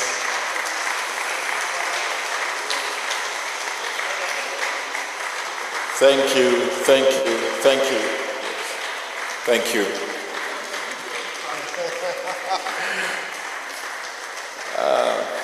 You don't pay anything when you clap.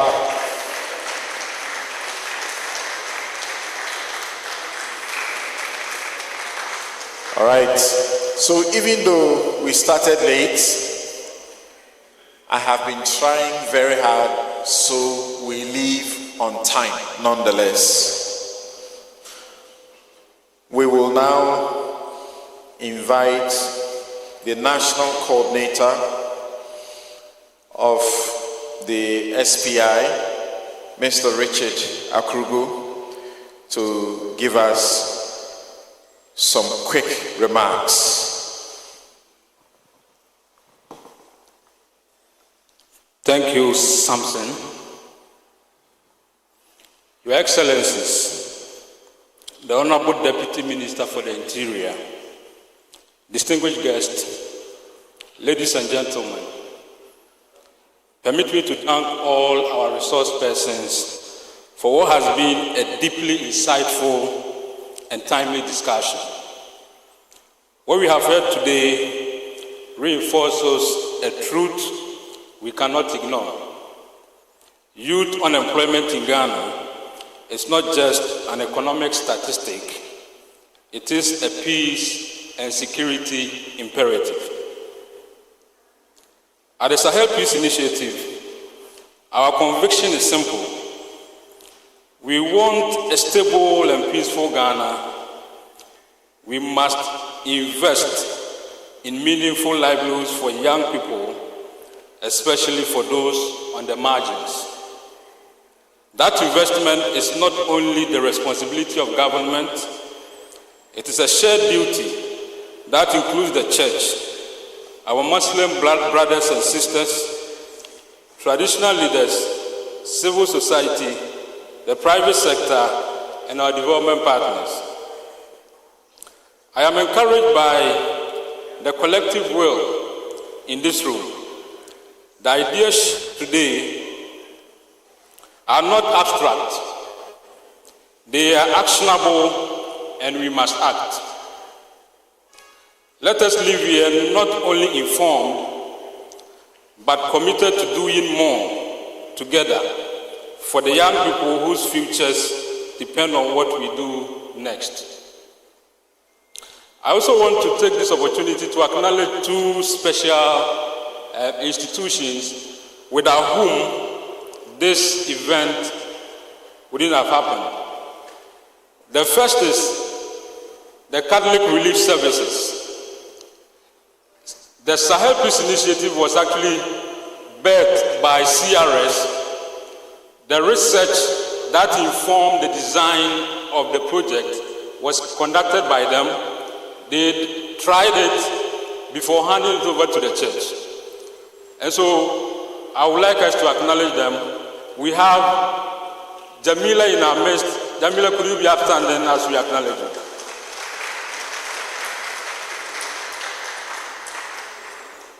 Secondly, we want to acknowledge the Conrad Adinua Stiftung, CAS, for coming on board this year and partnering with us to host this successful event. CAS, are you here? Okay, so we have a rep behind there. Shall we give it up to them? So this is not in any way the vote of thanks. I'm only acknowledging our partners. So on that note, I would like to thank you all, and may God bless us all. Thank you.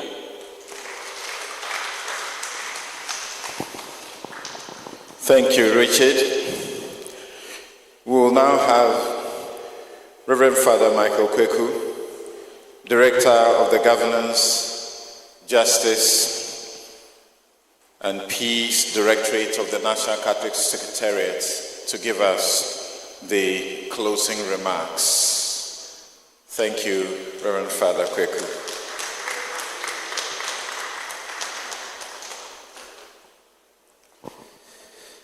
Thank you, Your Excellencies. Permit me to stand on the already existing protocols and to address a few words in closing this rather eventful and remarkable encounter. It was St. Thomas Aquinas who said, "Quid recipitur, ad modus recipientes recipitur," meaning that that which is perceived according to the mode of the perceiver. Simply put, wa udi uja na unim hawe esheshewo.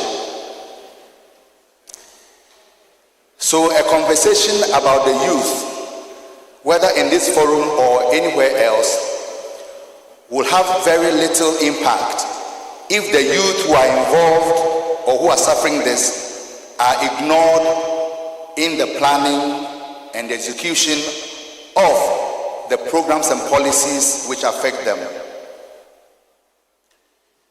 I like telling stories, so I'll tell you a story which might or might not be funny. The story is told of a priest who was preaching rather forcefully. And as he preached, there was a lady who sat in front in tears. And the more he preached, the more the lady wept. So he thought, in fact, that his homily had touched her so much that she'd be moved to tears. Pleased with himself, after Mass, he comes to the entrance of the church in the midst of the parishioners and then questioned the lady. "What about my homily touched you so much that you were in tears?" He said, "Oh, Father, really nothing about your homily. You see, you have a goatee." And I'm not referring to Sheikh Arimeyao.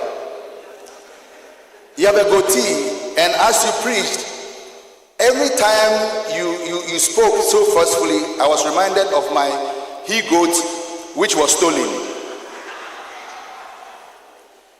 So there he was, deluding himself that he was making any serious impact.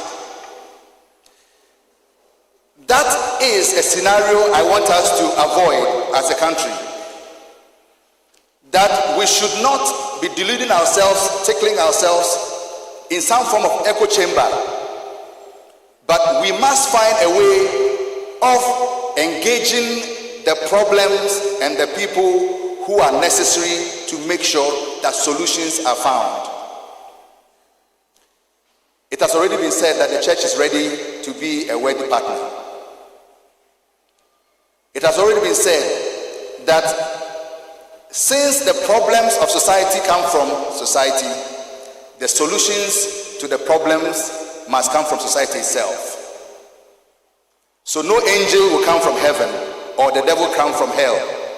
It will have to come from us. It is because of this that I say, let this be just the beginning of a serious engagement, intentional. But above all, let it be the unlocking of a certain mentality to unleash the development potential of our country, especially through the empowerment of our youth. Because friends, this is the truth. If what the keynote speaker said is true, and I believe it is true, I would rather not be walking in the workshop of the devil. Because in fact, if you walk there, you are sure that you will be harmed.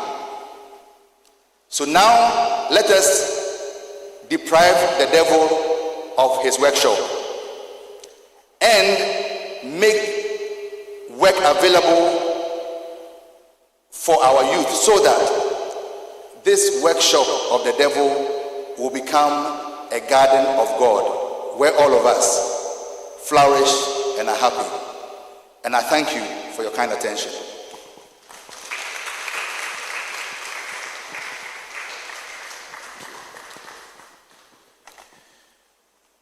The last sentence was such a powerful phrase, and I think we are capable of doing so. God has given us all the power and the resources to make it happen. Please, let's now have the benediction, and we'll invite Reverend Father Clement J., the Secretary General of the National Catholic Secretariat.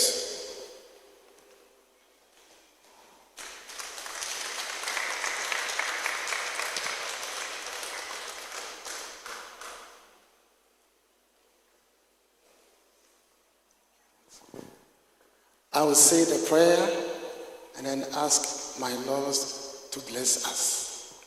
So let's kindly be on our feet. In the name of the Father, and of the Son, and of the Holy Spirit.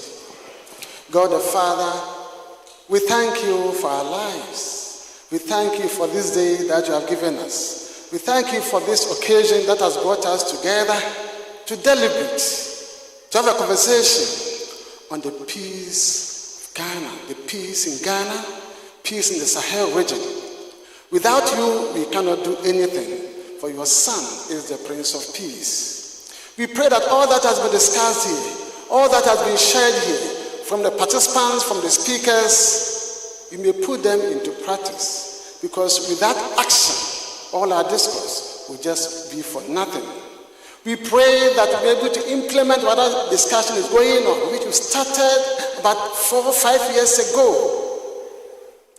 That whatever we do, we may bring peace into the country. But for wherever there is peace, there is development. Wherever there is peace, there is employment and there is joy. That's why we are asking for our country, Ghana, and it's also for the Sahel area. As we leave this place, we pray that you lead us to where we came from, that when we arrive at our very destinations, we shall also be proclaimers of your peace, in both words and in action. We ask all this through your Son, our Lord Jesus Christ, who lives and reigns within the unity of the Holy Spirit, God, forever and ever. The Lord be with you. May Almighty God bless our efforts, guide our ways, and protect us. In the name of the Father, and of the Son, and of the Holy Spirit.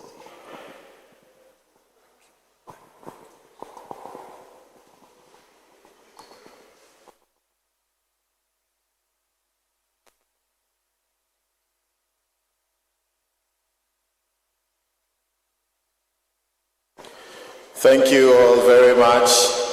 Lunch is packaged, so slowly grab your lunch and anything that accompanies the lunch. Grab your lunch and anything that accompanies the lunch, and have a good afternoon.